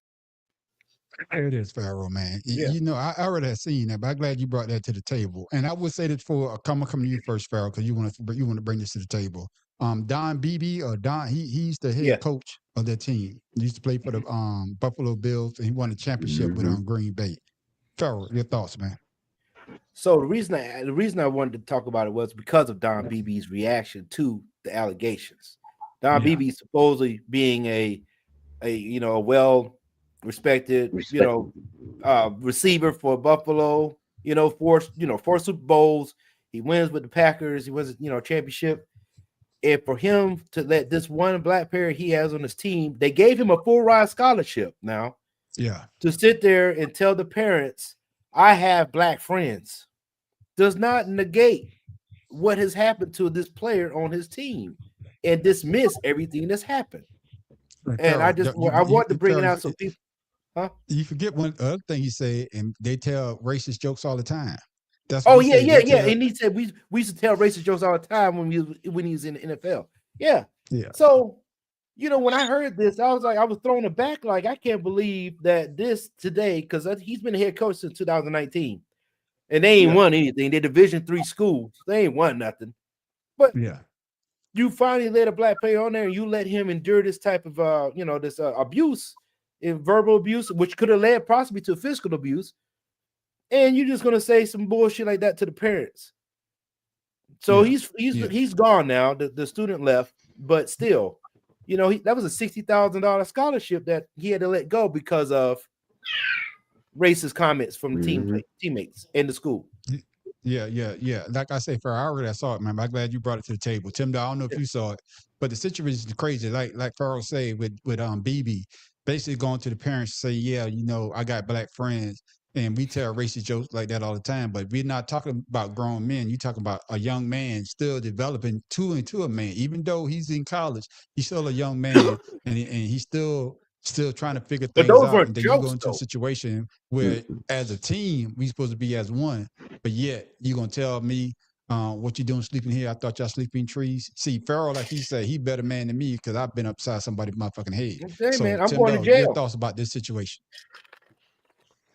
I mean, it's obviously a culture that's been there for a long time, because this is not the first incident that's happened at the university I was just reading. So no, it's not. To me, now all they do is just deny the accusations and act like they don't exist when they do. And instead of trying to resolve the issue, they ignore it away. And that's not going to happen, because once you establish that culture, it spreads like a cancer. Just example, what we're dealing with now, Felon 47. He's allowing the culture of discrimination to be acceptable. And it's never acceptable when you hate someone just because of their race. And the reason I really brought this up is because I have family that are mixed, they're Mexican and black, that live in Aurora. And they've said stuff like this before. I never, like I said, I'm not there to live it. But now that you actually see something that, we can put our hands on, or we can actually, visualize what's happening here, man, it's terrible there. Yeah. It's just a bad situation. And like I said, Deshaun, it's just a young man trying to play football. He said that's what he wanted to do his whole life. And that's the school that he wanted to go to. And then you get a chance to go to that school, and then get treated like that by your teammates, and then your head coach to say some nonsense like that, it's very disappointing in my eyes. Your thoughts? I agree with everyone on the panel. For a young man to go through that's terrible, because that's not one of them traumatic situations that you're just going to forget about. That's going to stay with him for the rest of his life, because it's connected to something that he loves dearly, true to his heart, which is the game of football. And he thought going to that school, he was going to fulfill his dream through that school and their alma mater. To find out they're not the person who you think you are, they are. Hey, that's the only thing that comes to mind. You know what I'm saying? Coach Dennis Green. They were who we thought they were. Exactly. And at the same time, I like to let people know that I've encouraged any child around me, any athlete around me since my military days that look like you and I've encouraged them to go to a HBCU, not for the main fact that these other schools don't have, or HBCUs don't have that problem, but it's a lot less prevalent because everybody looks like you. It's easy to come into our homes and sell our parents on these great dreams like Nick Saban did for years while he was at Alabama. And, you know what I'm saying? And do all these coaches telling you all these great things, but all you're doing is making their pockets fatter. And when your child really needs them, they're not there. So this school right here, I'm gonna tell you like this right now, they would not live this down one little bit, not even for a tiny bit. It's 2025. This is stupid that you still got people that act like this. Yeah, in a NFL, if he's not a Hall of Famer, you know, a player, that's a coach. To allow that to happen, it's almost like Brian. That's why I didn't address it with him, because the fact of the matter, I don't see him as one of us, because that means his whole career, people said and did things and he just laughed it off like it was okay. Right. Yeah, man. Like I say, you know, the young man, he said he can't go back to school until January. Hopefully he'll be able to get to another team. But like you say, Farrell, he done lost a scholarship. Now he has to come up with that money and probably be a walk-on, even though it's a Division III. But, you know, you still get a chance to play college football, you know, at a school that you wanted to go to. But fellas, hey, man, good but conversation. that's just, to me, it happened for a reason. It'll set you, you know, it'll set you up for success now, because now his hunger is going to be there. Prove him wrong. Yeah, but good conversation, my brothers, man. Farrell, man, how did it look last week, man? Ah, man, it was trash. Listen, man, I'm gonna tell you now. Buffalo let us down. Tampa Bay let us down. Carolina let us down. I'm gonna let y'all down, 'cause I picked the other team against Tampa Bay. Well, no, you're the only one to pick New England, but Tampa Bay let us down. I don't care what anybody say. Carolina let everybody down because New Orleans wasn't supposed to win that game. And Buffalo, I don't know what the hell Miami put on them. They must have put something. When they went down to Miami, they must have drank some type of hey, what is it called, a shot? They went to Little Havana and got some concoction. I mean, shit, boy. But the voodoo JJ Joe, he's the winner this week with 9 wins. Then Tim Dog and Man on the Street with 8. Shada, me, you, and Mad Professor with 7. This is a bad week for us, boy. What's the standings though? Who's So the standings is still Mad Professor 89, Shot at 88. JJ is at 89 now because he had 9 wins. He came up on you. And then I'm with 85, you at 83, and Tim Dog, you 84. Exactly. In last place like he's supposed to be. No. I told you I was gonna beat it long. No, you have 83 wins. I have 84 wins. So you in last place. Here we go. What you just say, Pharaoh? Yeah, exactly what he just said. What you say? You in last place with 83, brother. God damn, I thought you said Tim Dog. God damn. No, Tim Dog got 84. No, see, God he put me. He said you before me, but your score is below me. Shit, motherfucker. Hey, man, you bring it up the real dog. Yeah, Right, donkey's ass. It's about me to get on it. It's about me to get on my job. Yeah, but I'm gonna Just- tell you it's though, that man. time. It's that time for what? Let's pick up. Let's get it in, fellas. Yeah.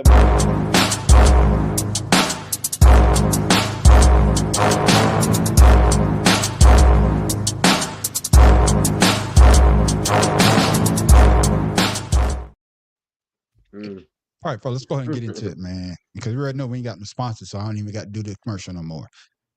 Up next, man, we got the Jets and the Patriots. Now Thursday the night. Jets are coming up. Yeah, the Jets are coming off a win. And I think they did, you know, they did pull it out against the Browns, but now they're going against the Patriots. So Is anybody picking the Jets? So New England's 12.5 points, y'all. And we all going with the Patriots. Okay. Going once, going That's- twice. that's- So next up, oh man, we got this at 9:30 in the morning. We got the Commanders and the Dolphins. Pharaoh, you picking your Commanders? Hey man, I'm gonna tell you now. Miami's favorite 2.5 across the ocean. I was like, Washington about to take their ass across the ocean and get beat across. This is ridiculous. So you taking your boys? Or you going with the Dolphins? I'm gonna go Washington because it's only a 2.5 point spread. Because we don't know if the Dolphins going to show up or not. We don't know. You know. Exactly. And Marcus Mariota. Man, this is another coin toss, but I'm gonna go with the Commanders. No, I'm gonna go with the Commanders. No, I'm gonna give it to Tua. I'm sorry. Give me the Fins. Give me the Fins. Yeah. I'm give looking me the at the Dolphins roster. as well. Yeah. Give me the Dolphins as well, man. I seen Mariota ain't looking too good. And then This motherfucker fumbled back to the line of scrimmage after getting the first down. Man, And then I need your defense. He was drunk.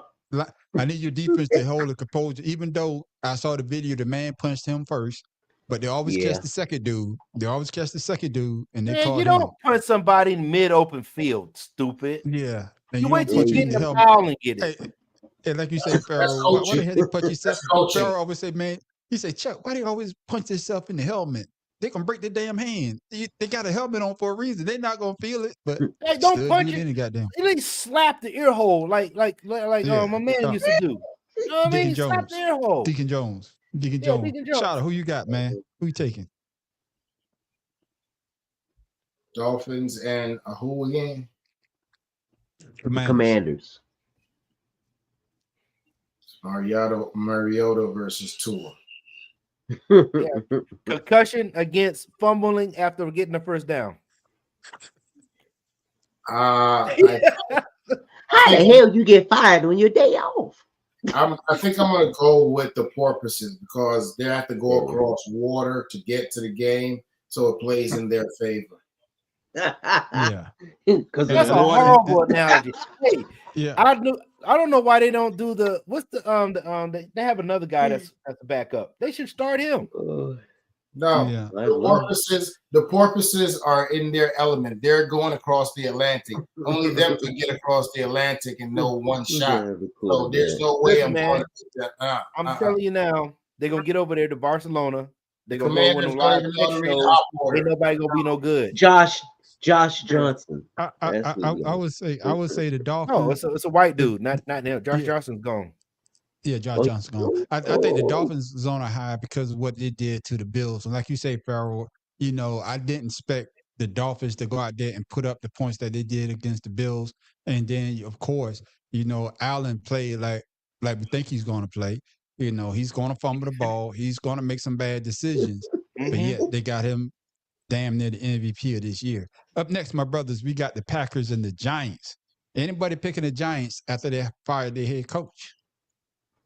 Nah, man, the Packers are 7.5 point favorites, and I know because of what happened with them with Philadelphia, the Giants ain't got no chance. So everybody going with the Packers? Not without Scatterboo.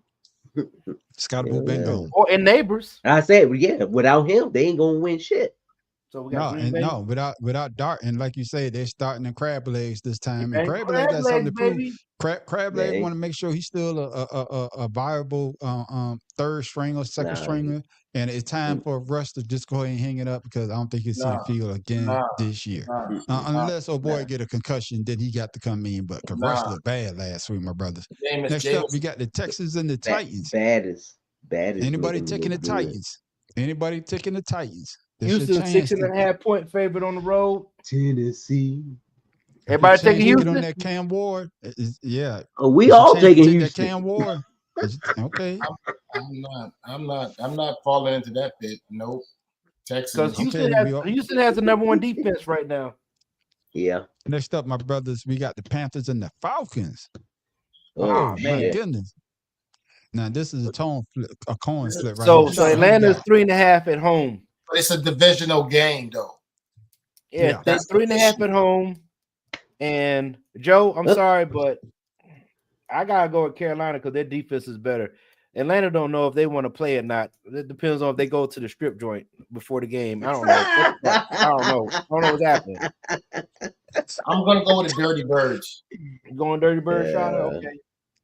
What about you there, Tim Dog? Give me the fried pigeons. I think it called the fried pigeon. You can't call them pigeons. I'm sorry. The fried canaries. Man. Give me the Panthers, man. I don't believe in the Falcons. I'm going with Bryce, man. Yeah, I'm going with Bryce Young. But they beat the shit out of them earlier this year. So yeah, so give me the Panthers, man. Give me the Panthers because they match up well. Then last week the Panthers didn't play too good. The Panthers, I don't know what game that was. I don't think they put back-to-back horrible games like that together, and I think they're gonna pull it out. Up next, man, we got the Bears and the Vikings. Oh man, NFC North. Farrah, what's that spread? Hold on. Bears and Vikings, 3.5 Minnesota. All right, then Shada, who you taking? You taking my boy Minnesota Caleb, at home now. Minnesota's at home. I'm taking the Vikings. Yeah, you talking about? Right, I don't care what he does. That boy cannot convince me of nothing. Nothing. I got you, Tim. It went 5 straight, Shada, with the painted fingernails and everything. No, sir. You got the magic paint on the fingernails, Shada. No, sir. Now I'll go with them. Hey man, I'm going with Minnesota too. I don't care what happened to them. I'm gonna go with Chicago only because JJ McCarthy. He's not. He doesn't make it for me. I mean, that one game he's riding on high. So give me the Bears as well, man. The Bears are doing the damn thing. You say what you want to say about Caleb, man. That was an impressive win for them to come back. That comeback, hell yeah. Yeah, you know what I'm saying, to be down and for him to throw that ball the way that he threw it, man. And you know, I want to go with the Vikings, JJ McCarthy, but like you say, Tim Dog, he had that one good game, but then he hasn't played enough this year for me to go all out. Their defense is pretty good, but yeah, I got to go with Caleb, man. I got to go with Caleb. Next up, my brothers, we got the Jaguars and the Chargers. I'm gonna go first on this one. I'm not picking them bitch ass Jaguars no more. Every time I pick them bitches go out there and play like shit. So give me the goddamn Chargers. Favorite. Chargers. Chargers, man. I'm picking the Chargers. I'm going to Chargers, man. Yeah. So am I. You got this, Shotty. Shotty, you going with the Chargers as well? You going to Jaguars right up the street from you? I'm thinking. Man, pull out your quarter and flip, man. No, you do it like that. That dial up. Pull out your quarter and flip. All I'm saying is, I just need to get some facts. So the Chargers got everybody back. Say again. The Chargers got everybody back. Yeah. Check your roster. And did the Jackson? He said Travis Hunter is the only one out right now for Jacksonville, right? Well, I mean, he's no game changer, so no. Yeah. Joe taking the Chargers as well.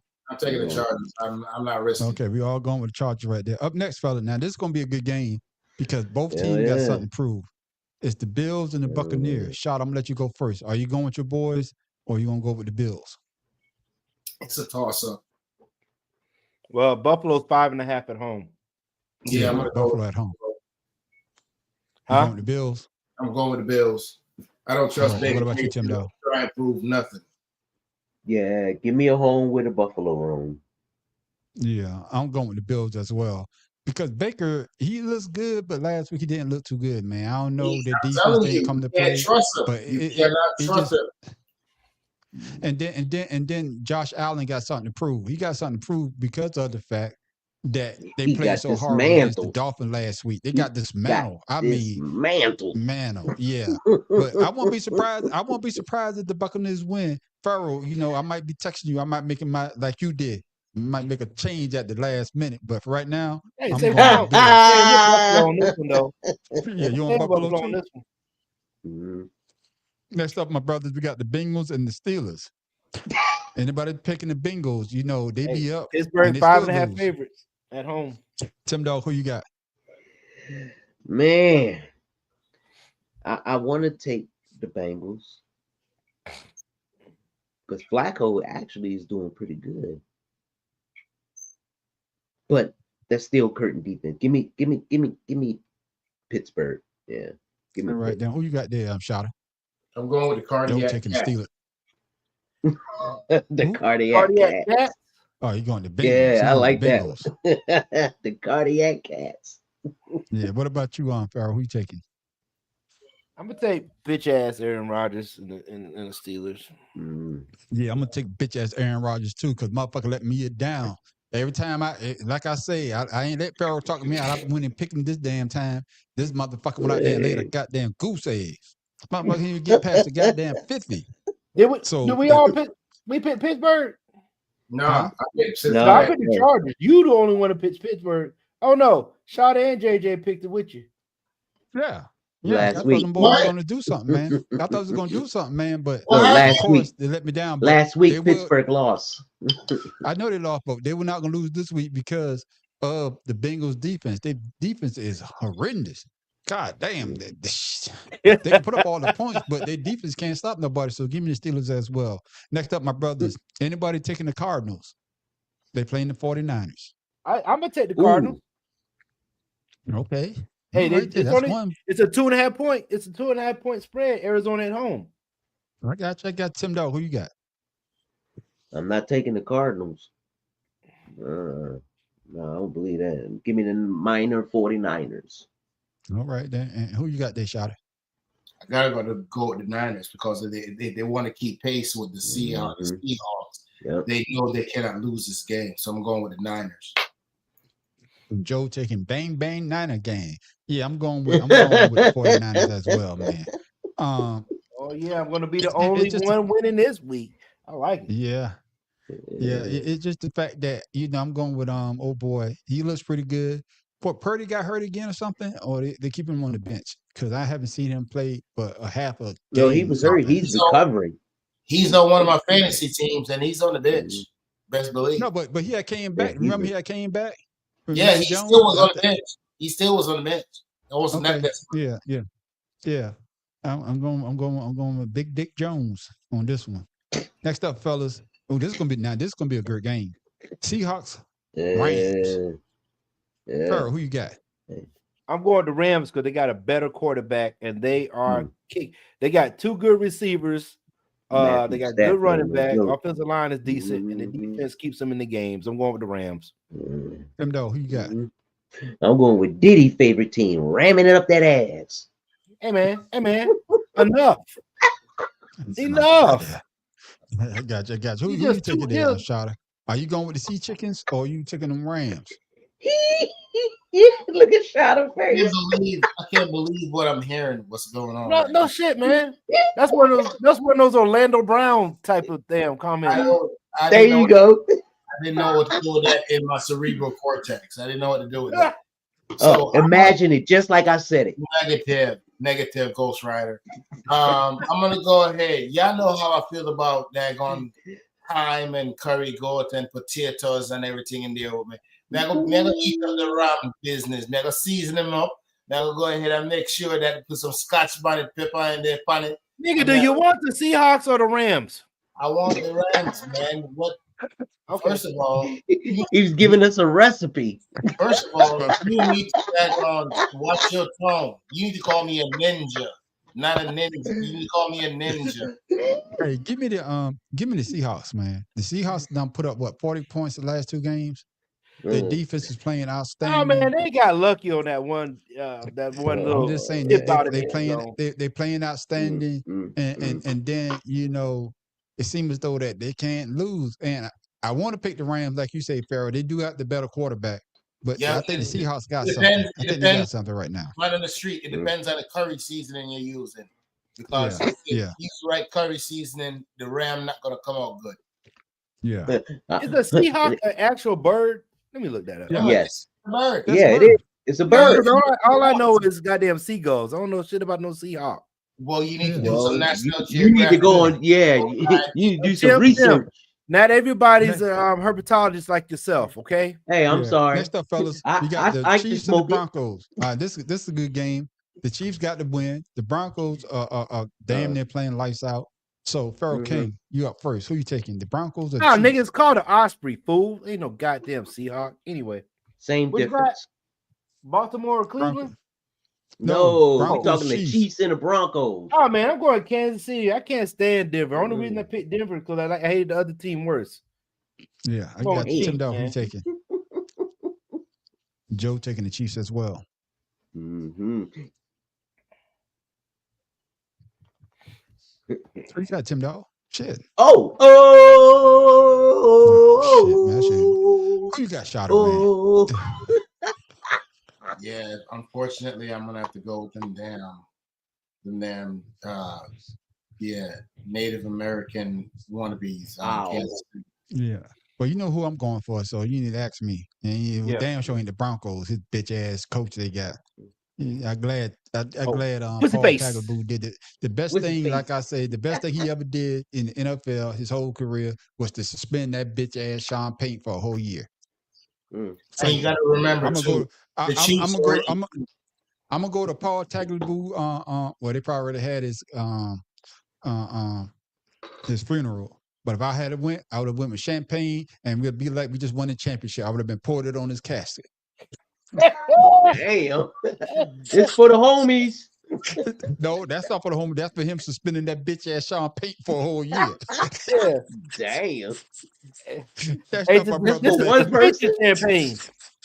Hey. Next up, my brothers, we got some the Ace of Browns Spades. and the Ravens. Anybody taking the Browns? Nah, Baltimore is 9-point favorites. Yeah, we're all taking the Ravens right now. We're all gonna take the Ravens in that one. And then the last game, oh no, 2 more games, my brother. And this game is Sunday night. It's gonna be a good one. We got the Lions and the Eagles. Tim, Well, who you taking? Philly 2.5-point favorites. Man, that's going to be a good game because that game right there could be the NFC Championship right there. Mm-hmm. Shit. I'm gonna take Philly only because they at home and they on the roll and they need to make up some ground. And right now they lead the NFC, right? Yeah. Yeah, right now. Mhm. Who you got this shot? Who you taking? I'm gonna go with Detroit because this is their last chance. Mm. If they don't beat Philly this game, their window's closed. I got you. Who you taking on, Farrell? I'm gonna say I'm going with the Lions for one reason. That was some bullshit that happened with Green Bay at the end of the goddamn game. That was set up. So, and Green Bay, listen, man, 2 missed passes and then a fumble to end it, man. Fuck that.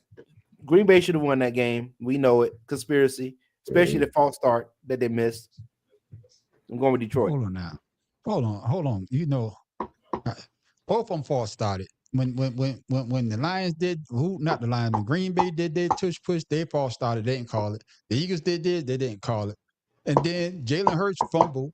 So what was the conspiracy in that? He fumbled.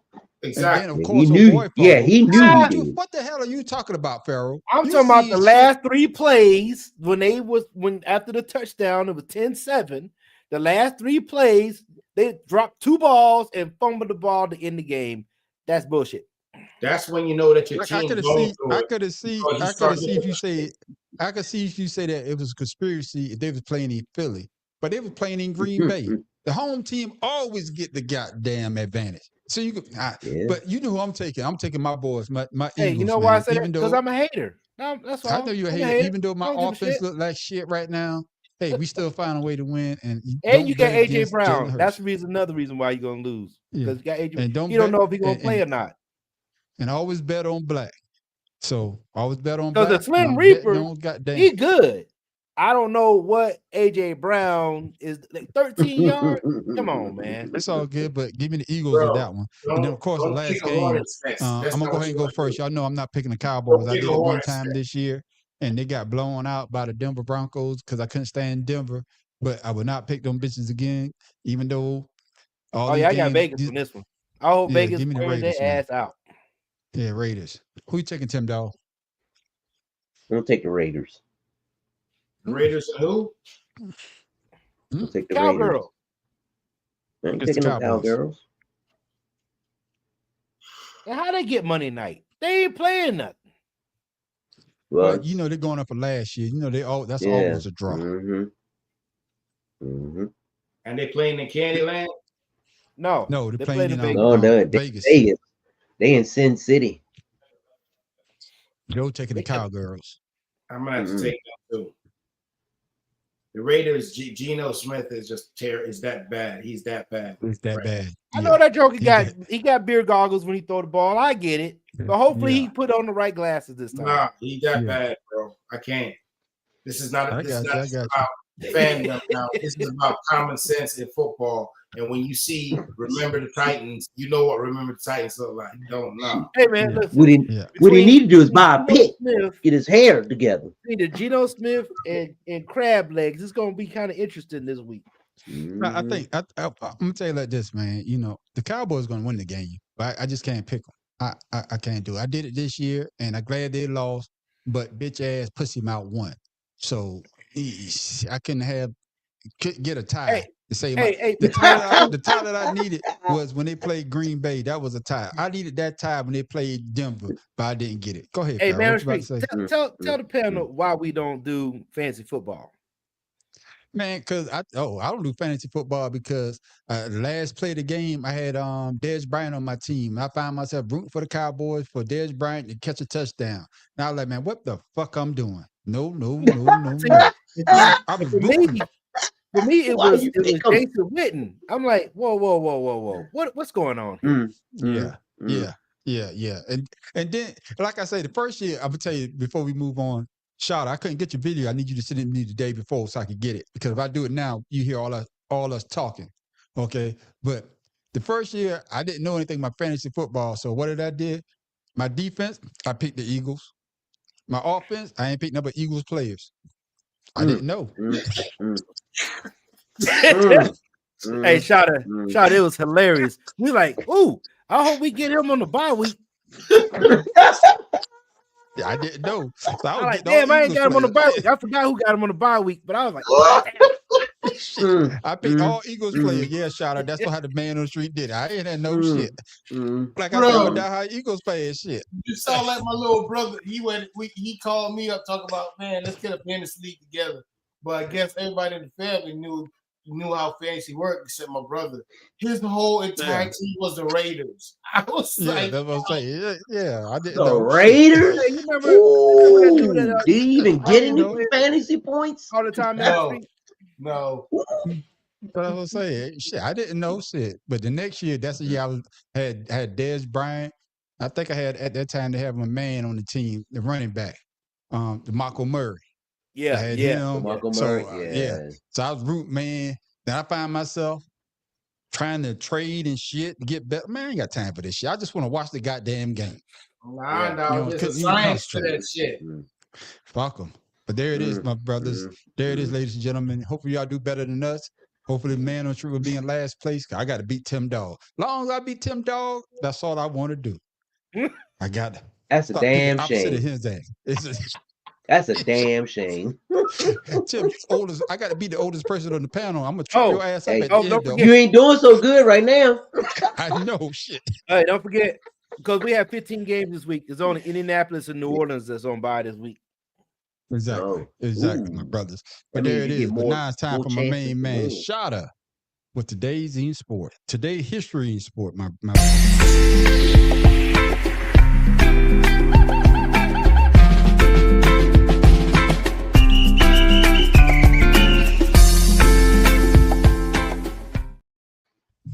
Shotta, what you got for this week, my brother?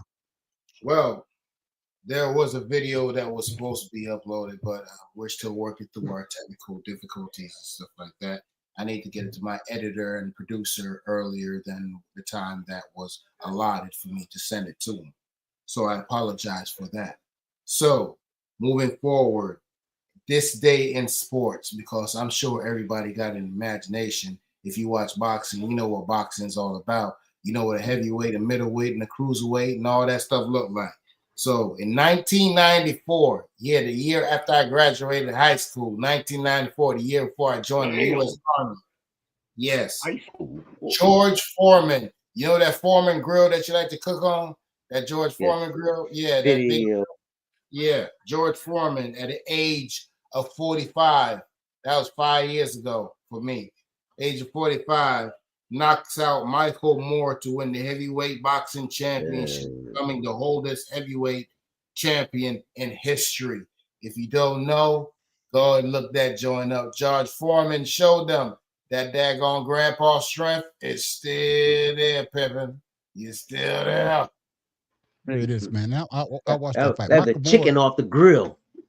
Michael Moore was actually winning that fight. Michael Moore was whipping George Foreman's ass. But Michael Moore with that last goddamn, I think it was the last round or next to the last round, and he wanted to stand toe to toe with George Foreman. And George Foreman, big mistake, standing toe to toe. And when George Foreman caught his ass, that motherfucker went back, and you could just saw his eyes just roll in the back of his head. It was over. You knew it was over. He was done. Rock-a-bye, baby. And then you could tell George Foreman got his ass whipped because they put them shades on his ass quick. Because his eye was swole up, boy. His eye was swole up. But one caveat there, you know, not into getting the Pharaoh rim, those trousers that he had on. When was the last time he wore those trousers in a heavyweight fight? Rumble in the Jungle. That's right. Rumble in the Jungle. Those were the same one that he wore when he lost to Muhammad Ali. He won when he won it against Michael Moore. See what goddamn. Look at that, boy. Look at that. Shotta, boy. That's what I'm talking about right there. My main man, Shotta. Today you sports.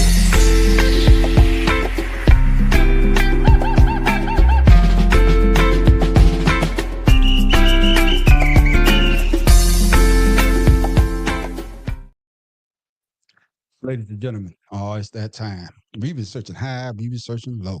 The man is always on the hunt for weird sports. So if you know a weird sports, make sure you send it to the man on the street at Dr. J37. That's people actually the Romeo Juliet Alpha Yankee 37 at gmail.com because man, woo, Yankee. We out there looking. But we done brought you some great ones. We done brought you rock skipping where you could be a professional for how much, Pharaoh? Hey, low cost of $10 damn. And what you get for your $10? You get I think you get a jersey and your very own River Rocks. Hey, can't beat it. Skip it as many times as you want. Hey man, we gotta go practice, by the way. We gotta go practice. If you're an amateur, how much it cost? $5 for the practice. But it's free. What you gotta do? But what you gotta do with the amateur, you pay HOA for us to go to that damn pond. So my question to both our professionals is when they give you that rock and you become a professional, is somebody gonna go find that rock once you skip? No, you get a bunch of them. It's like baseball in the bucket. The only difference between a professional and an amateur is what, Pharaoh? $5 to be an amateur, but it's free for us because we about to go take a but with the amateur, what you gotta do though? What you gotta do if you're an amateur? Oh, you got to find your rocks if you want to find your rocks. No, we got to find our rocks though. He said we gotta go practice. I do realize if we're ever in the same area ever in life, we're gonna have to do the rock. Hey man, hey Shotta, you down there at Land O'Lakes, man. You should have plenty of waterways to go. Lake Okeechobee. You got some good food rocks down there, boy. Water for? I don't eat gator tail. I don't eat nothing gator. I don't hunt them. I don't do nothing. I'm not going near no water. For what? What we trying to do, ladies and gentlemen, we trying to bring you stuff so you could be a champion. You could be a champion rock skipper. Like you say, Pharaoh said $10. You are a professional. $5. You got to get your own rocks.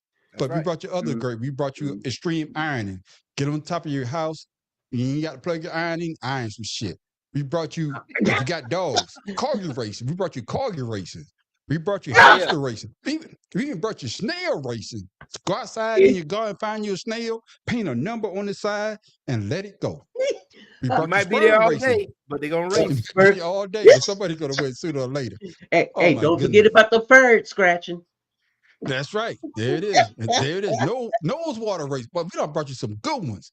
If you're not a underwater hockey, if you can't get out there and run and be physical, we bringing you shit. Now this one, my brothers, you got to have some type of coordination, and you have to have a good arm. Oh shit! You heard of dodgeball? You heard of juggling? Now you got me worried. Well, here it is.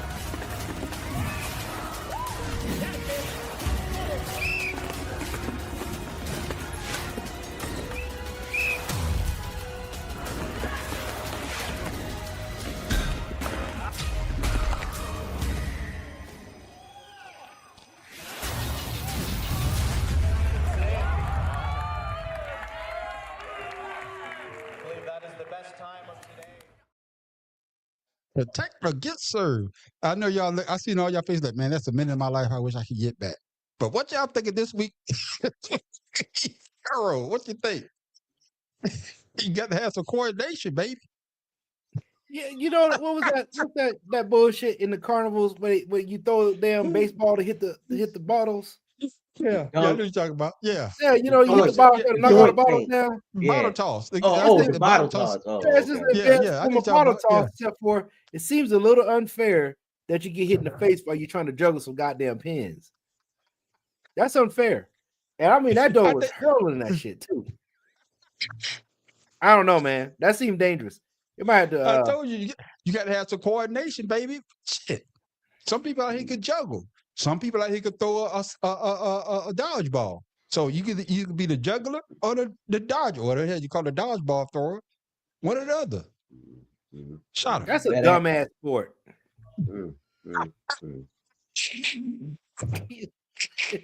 I ain't see any. There's no advantage in this game other than getting your ass beat up. Shot at your thoughts, man. Hey, Joe, the crowd is actually the participants that just got kicked out of there. That's what they were. That's what the crowd was. It's a team waiting to get on. That's all that shit was. Ain't nobody else doing that shit. Listen to me. Just want to let everybody know right now. That ridiculousness. Did you see one spark of melanin anywhere? Did you see a spark of melanin anywhere? Yeah, because the one in the back that had the afro that was juggling. Yeah, he got hit in the head. That's the dude that work in the mail room that want to be friends with everybody in the office. That's how he got out there. You understand? That's Stephen. I'm not making we say this was an office game. No. We're not justifying this. We're not doing that. Tim, what you got, man? No, we're not doing this. Shit, you better have some medical insurance. I know that. All I know is the person got hit in the face more than twice. You might as well not die and come back to the building. Yeah, I tell y'all, man. I'll be such a high and low, man. Do you get the switch between thrower and juggler? I mean, we don't know. It's kind of unfair if you just a ball thrower. He basically said, "I just look up the sports. I ain't tell you how the sports were put together." Man, I get hit in the face while I'm juggling, man. I'm punching somebody in the face, man. Shoot, first of all, I want to see your ass juggle. And guess what? I don't know how to juggle, so I guess you'll be a thrower. I can juggle. I can only juggle 3 balls, though. I can't juggle more than 3. Hey, man, don't say that out loud. I taught myself how to juggle. Fuck it. He said he gonna Y'all talk his motherfuckers, way man. out. I put Don't you hit up, me, man. man. But I there can't it hit is. no But good. there it is. Yeah, balls to the face. But there it is, ladies and gentlemen. Nuts in your mouth. Terrible. Terrible. Just terrible. But there it is, ladies and gentlemen. Our weird sport of the week. Like I say, we bring you sports that you never thought of. If you could juggle, if you know somebody that knows how to throw a good dodgeball, get out there and practice. Don't do that. If both of y'all could juggle, y'all could take turns. Don't do that. But be the juggler or get hit in the face with the balls. Do not do that. Nuts in your mouth. Don't do that. Don't follow behind anything that they're recommending. Why am I cracking myself up, man? Y'all just don't get it. Oh, that's just funny to me. Hey, better than being called Candace. There it is. But there it is, ladies and gentlemen. That's our weird sport of the week, where we bring you sports that you can actually do if you're not truly gifted enough to do something else. And with that, ladies and gentlemen, it's time for my main man, Pharaoh King, with his trivia question of the week.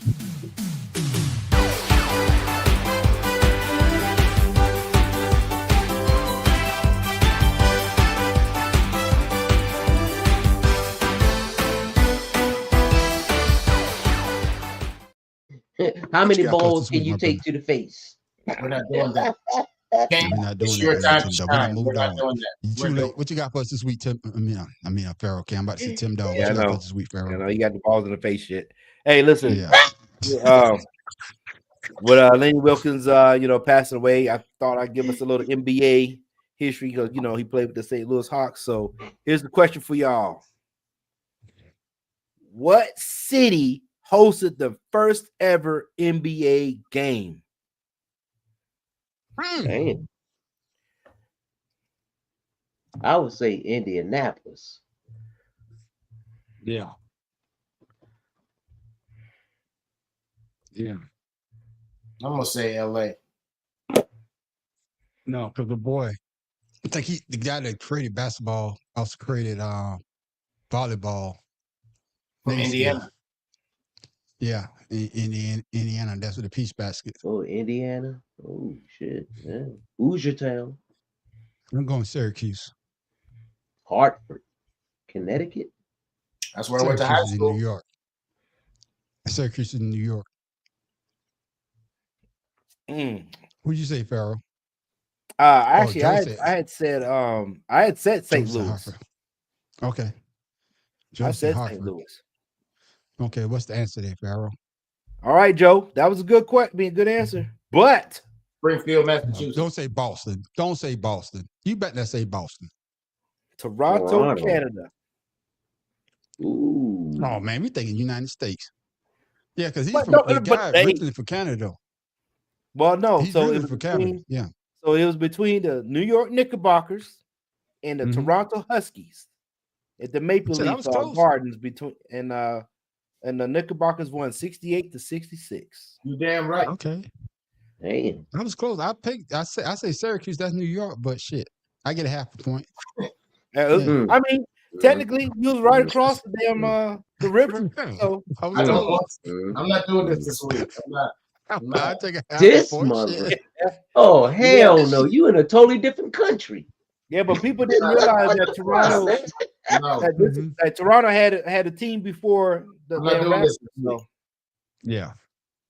Thank you for that, Pharaoh, man. With that trivia question of the week. Hey, I can't win them all. I can't get them all right. Shit, I'm getting them all right You for the never last do. couple of weeks. Hey, Shit. but I got alternate question. Okay, what It's you got? just some bullshit. Hey, JJ, listen up.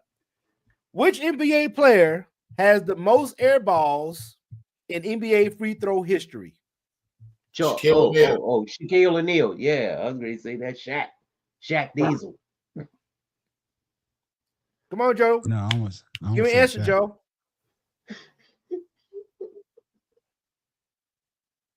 Oh man, it's not Wilt. Cause Wilt could shoot him. He shoot him underhand. Oh man, this one I don't know. Yeah, I know it's not Shaq. everybody but always Shaq- said Shaq. No, Sam Shaq break Perkins. him. He don't break him, but he hits the back of the rim. So he never really threw an air ball. He just breaks him. I had also said Dwight Howard. Oh yeah, the White House is good, but no, it's not. I was about It's to not say Big Sam Smooth. Perk. No, Big Yeah. Smooth. Big Smooth could shoot that shit. It's not Big Smooth. Oh, it's gonna be Detlef Shrimp from the Supersonics. No, Shrimp could shoot. Nah, man. So the answer is the Manute Bowl. That's somebody said Manute Bowl, but no. The answer is LeBron James at 56. Oh, that's boo. Who got the most points? So basically what you say. So what you saying is he could have added 56 more points into his lead that he got now. Those 40,000. So what you say? No 40,000 points that he had. He could have had 40,000 and 56. Don't try to twist this. This is air balls. This is not missed. This is not missed. This is not missed free throws. It's air balls. Air balls. All I gotta Not say, hitting go the James. net at all. And not hitting the rim. Go James. You can't hit them all, baby. Just keep doing what you're doing. Can't wait to see you back on the goddamn. That's court why so you he's can in the get that G goddamn League shit now. to 50 goddamn thousand points. No, not fuck where LeBron he at. James, man. Get the LeBron. 50,000 No, points. he said no. The G League is the Grandpa League. Ah. That's what that is. The Grandpa League. Work your way back, LeBron. I can't wait to see you on the court so you can Hey, go out of your style. I brought and then that have in shit to talk about. just for the man on the street. No. All I know is LeBron James got over 50,000. He gonna have 50,000 points by the time he's done. But ladies and gentlemen, thank you for that, Pharaoh King, with his trivia question of the goddamn week. Even though that second was bullshit, but it's all right.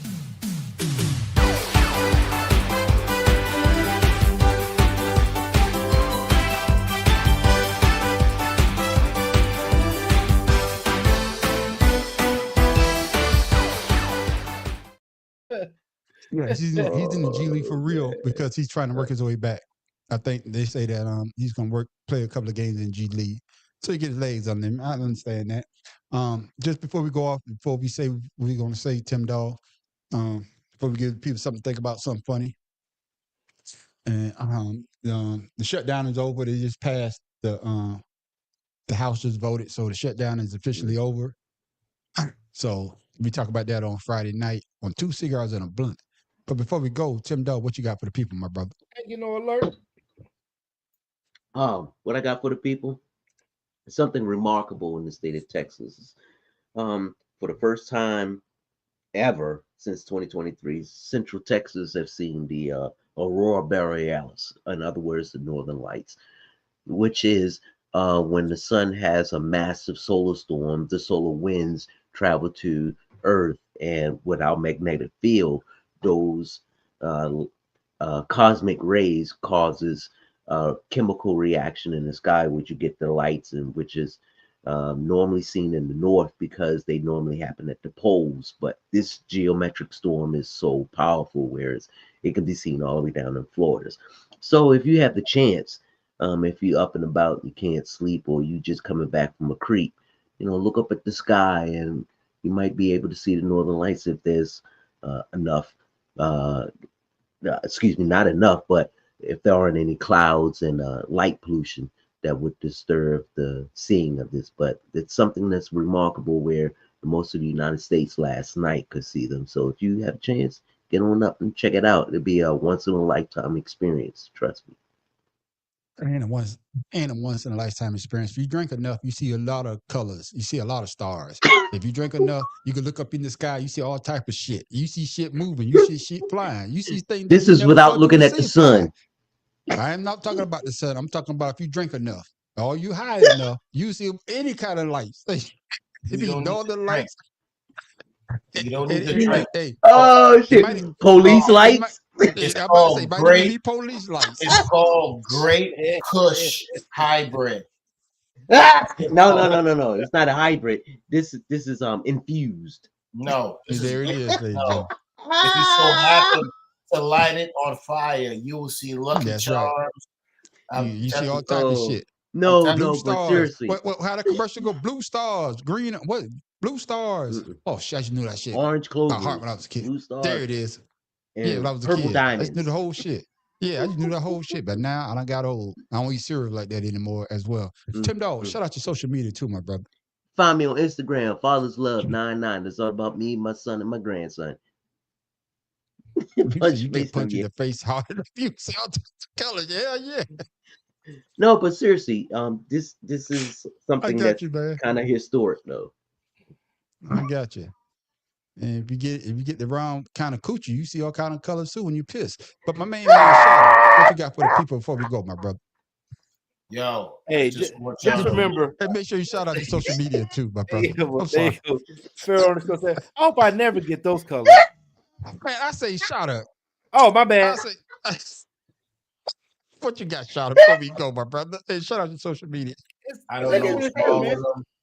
I'm at One Love, shout to BSK Social, and shout to 39 Yahoo. Y'all see it right there. Right now, I'm telling you like this now. If y'all people don't understand, I'm going to explain this one more time to those people out there that might not understand. Drugs is something that you have to mix chemically to create another portion of something to make sure that it gets you high. That's a drug. You understand?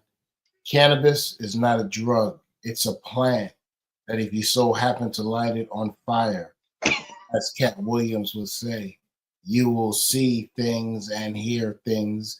The artists do it. The government employees do it. Do it in moderation, but understand there is nothing that God created on this planet in its natural form that could give healing like the cannabis plant. That's a fact. Sex. Any way you want to go. I'm telling you like this right now. Y'all need to go ahead and get it in your life. I'll let your boy. And there it is. That's what I'm The talking sex about. boy, My that'll main make man, Pharaoh K. Now it's your time to shine, my brother. What you got for the people? Make sure you shout out your social media so that people can follow you as well, my brother.